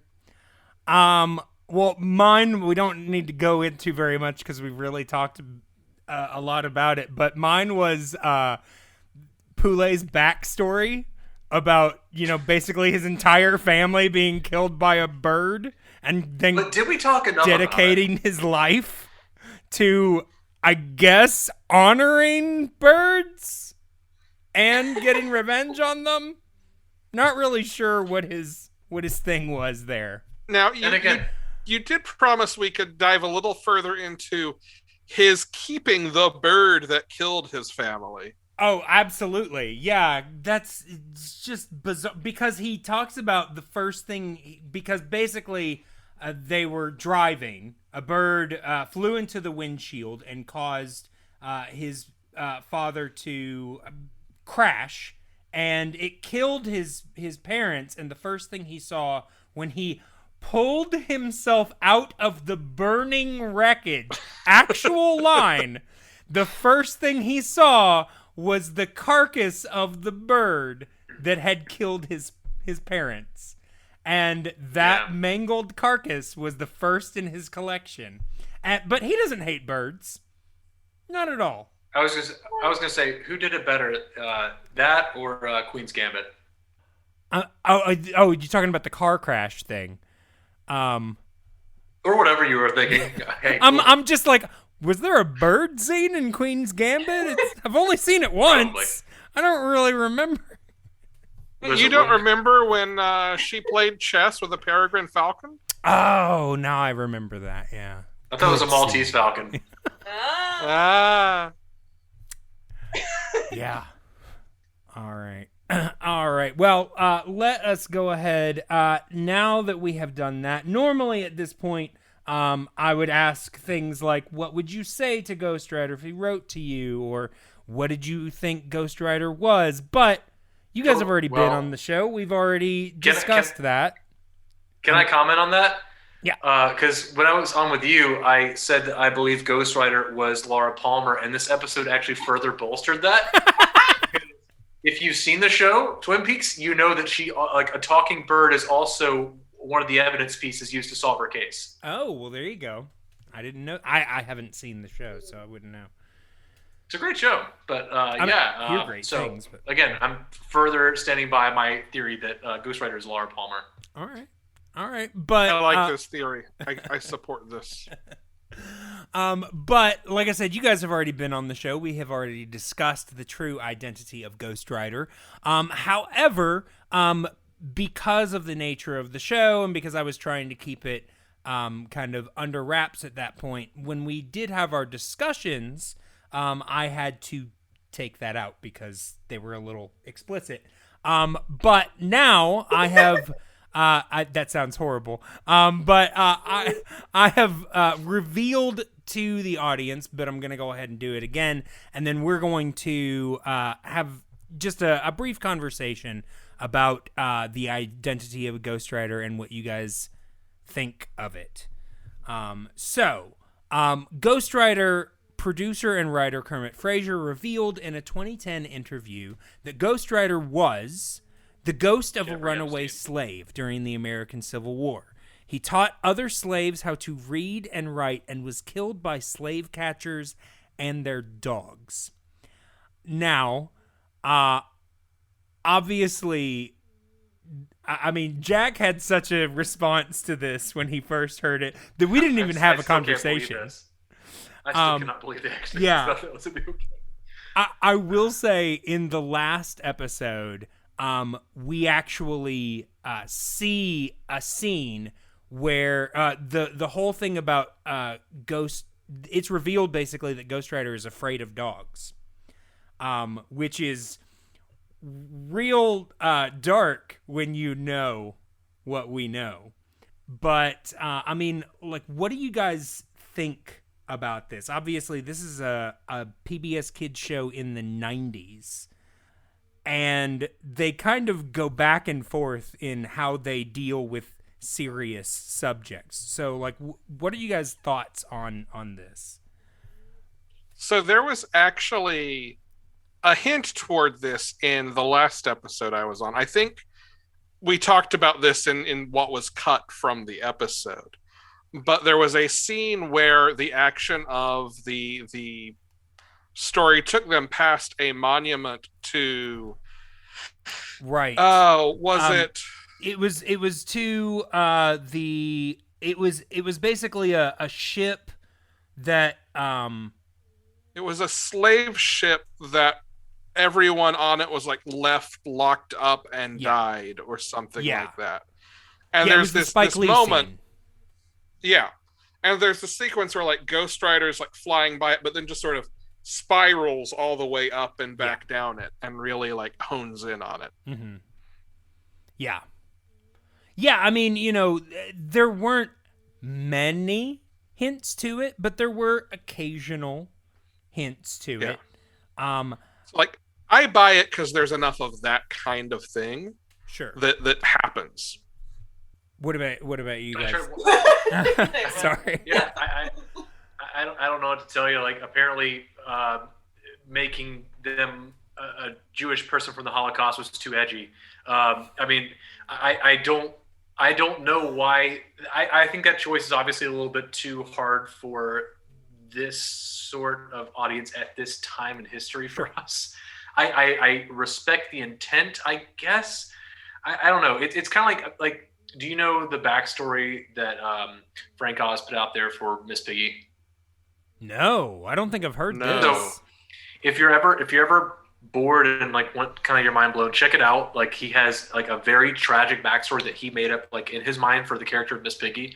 It's brutal, but it's also never been explicitly stated because that's the Muppet Show, and that completely changes the tone, and honestly probably changes the tone irreparably when you kind of like apply it in context. So I think I could see this sort of thing working well if you don't ever make it canon. Like I think it's a thing the writers could come out and say like, hey, this is what we had in mind, and this is kind of like how we wrote that character with that backstory. But I don't see how they could have ever, based on the 2 episodes I've seen, I don't see how they could ever integrate this into a reveal to where that would be cohesive to everything that tonally had been set up. Sure. Yeah, I mean, because that's heavy. That's really heavy. I will say it strikes me as one of those decisions that they made before a single frame had been shot, before anybody had been cast. It feels like something they decided upon at the very beginning, and then the tone and the arc of where they were going went a complete opposite direction, which I think is one of the reasons that they didn't drop as many hints as they originally intended to, because they realized, oh, this is much lighter and fluffier than we at least anticipated it being when we came up with this backstory. Which does beg the question, why keep it? Like, I mean, I assume they don't reveal who Ghostwriter is in the show. They don't in the show. No, there's only one story left, and it's fluff upon fluff. It's which I would then ask, like, was there option then to either introduce that backstory that they'd originally conceived, or do nothing? Well, were those really those only 2 choices? Sure. I will say I feel like there may have been thoughts of bringing back this version of Ghostwriter in like a different iteration. The show has been rebooted twice, but both times they basically went a completely different tact. Didn't use the same kids. Didn't, like, it was connected in 0 ways. Yeah, it was like Degrassi. Sure. Don't know a whole lot about it, but yeah, sure. But so I feel like maybe, because I mean, like I said, this interview was given in 2010, so he sat on it for 15 years before he did it in an interview. Honestly, to be honest, I think it would actually work if they did decide to do a reboot with, maybe you couldn't get the whole cast, but similar characters now. Like, I think that this story would work now. Like Fuller House. Yeah, sure. Just like that. What's the response as it all? I mean, it's similar. I mean, I have a similar idea in mind that they would bring back, as much of the cast as they could as adults. But, yeah, I mean, I think you could do that with some of the lead cast now being adults, introducing also some children. And this would be, I think, a storyline that would be easier to put across without it being so blunt. Still leaves open all of the issues that you would have no matter who it turned out to be. Like, why can only these certain people see him, her, it, whatever it is? Sure. And do you age out of it? Is it only children? I mean, I will say, with the question of if it's only children, I think he definitely only appears for the first time to children. They have established in a previous episode, there was an episode where Ghostwriter went back in time, and the team he kept going back and forth between the past and their present, and the team basically solved a mystery in the past. And then they encountered one of those children from the past that was now obviously in their 70s. And this woman helped them find Ghostwriter again, and she could still see him. So I don't know if it's necessarily something you grow out of. It might have the potential to, if certain circumstances, like I don't know, you lose your belief, or I don't know, but or like if the 70-year-old turned out to be Lenny. That would be interesting. Wearing the outfit from today.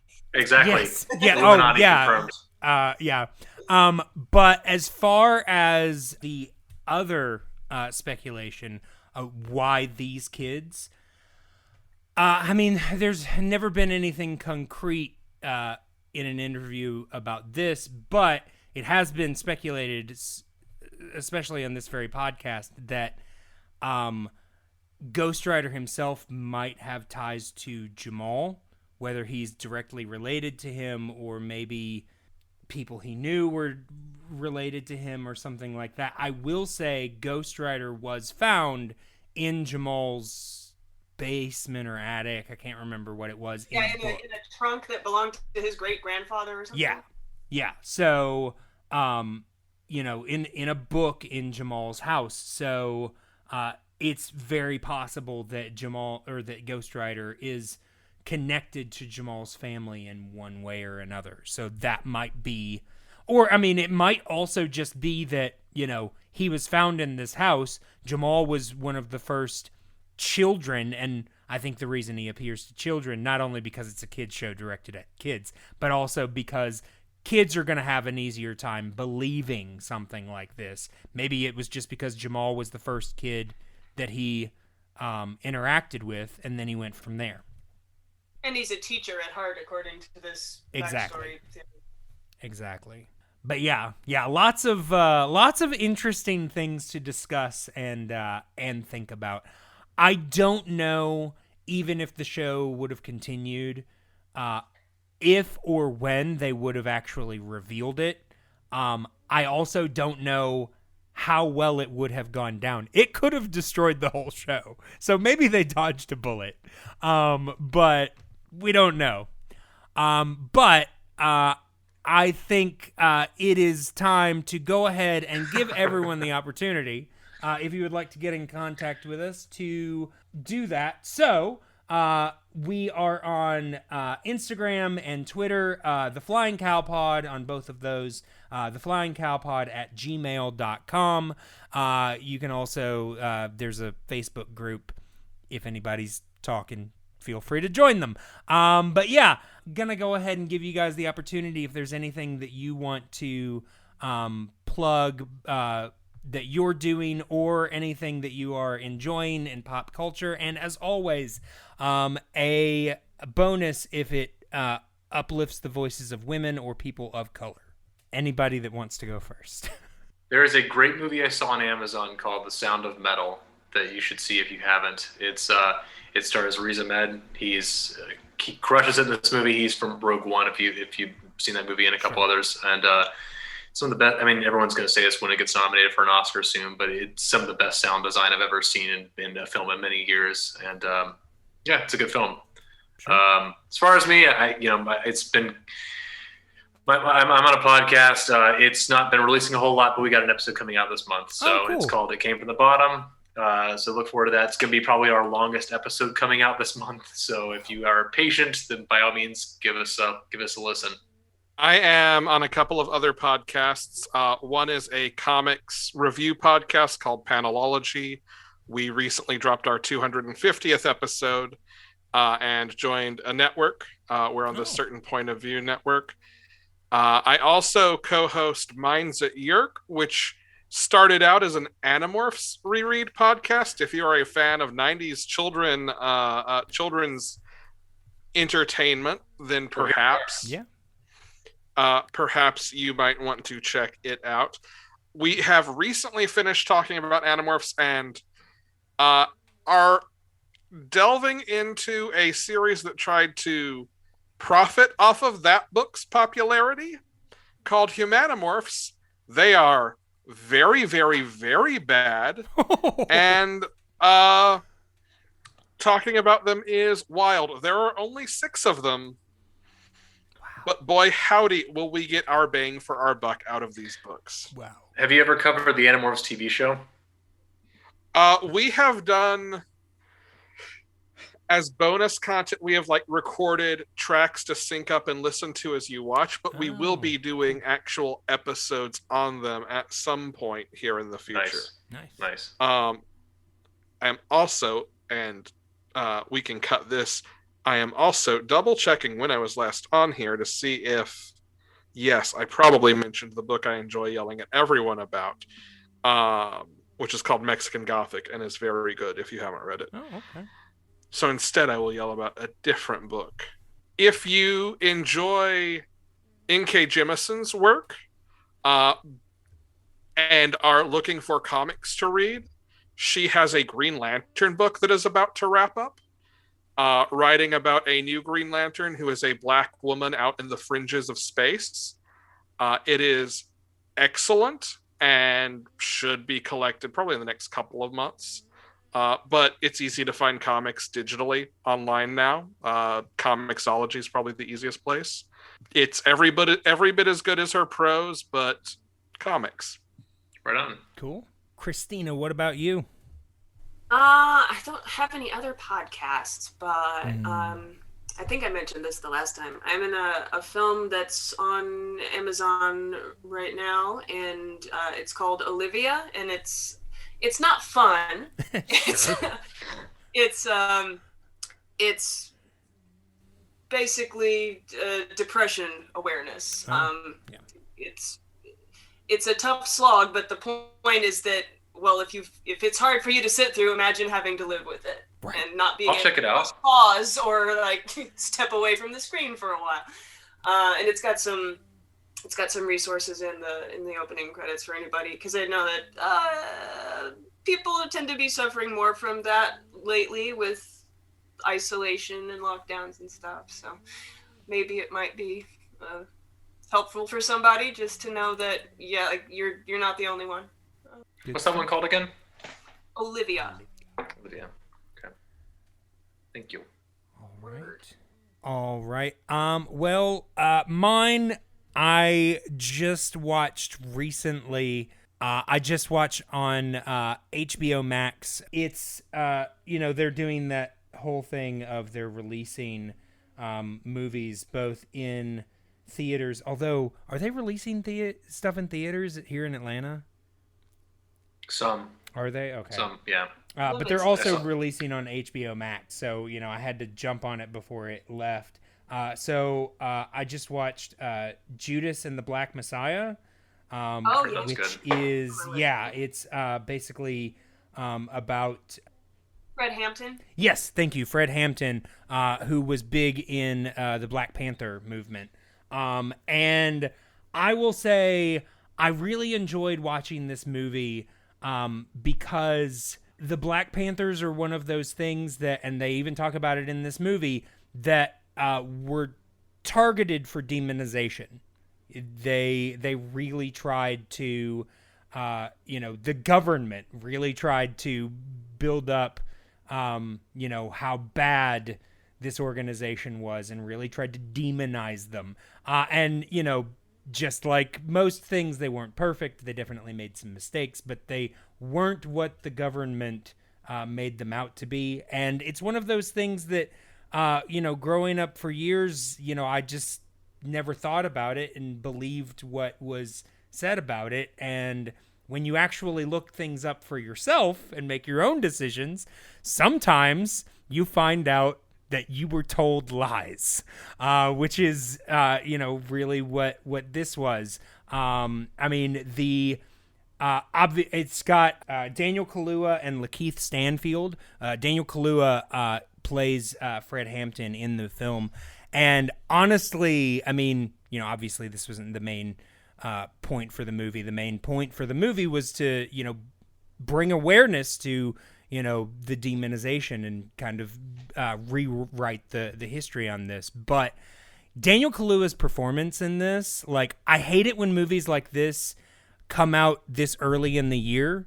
I know that they're allowing, things that came out earlier in the year, awards pushes, but I don't know if this is included in it. But it will be. It got nominated for Golden Globes. Okay. Because I mean, I still think Chadwick Boseman is going to win, and he should. But Daniel Kaluuya deserves to be nominated because his performance in this is amazing. And the film itself, I really enjoyed. And like I said, I enjoyed the opportunity to learn about something that I didn't know about. And it was eye-opening and very well done. Definitely worth checking out. It's only going to be on HBO Max for, I think, another couple of weeks. It's already been out for, I think, at least 2, and it's only on there for a month. So, definitely if you have HBO Max, check it out. It's worth watching. It's really good.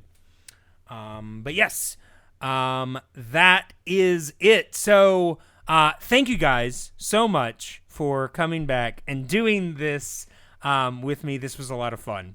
Yeah, always. Yeah, Anytime. it's always fun. Yes. It's always fun. You guys are my favorite people to watch Ghostwriter with. And come back next time when we will be reviewing the final episode of Ghostwriter, where they are terrorized by a gum monster. Terrorist. It's real weird. But yeah, check it out. Attack of the Slime Monster. But yes, until then, Ghostwriter out.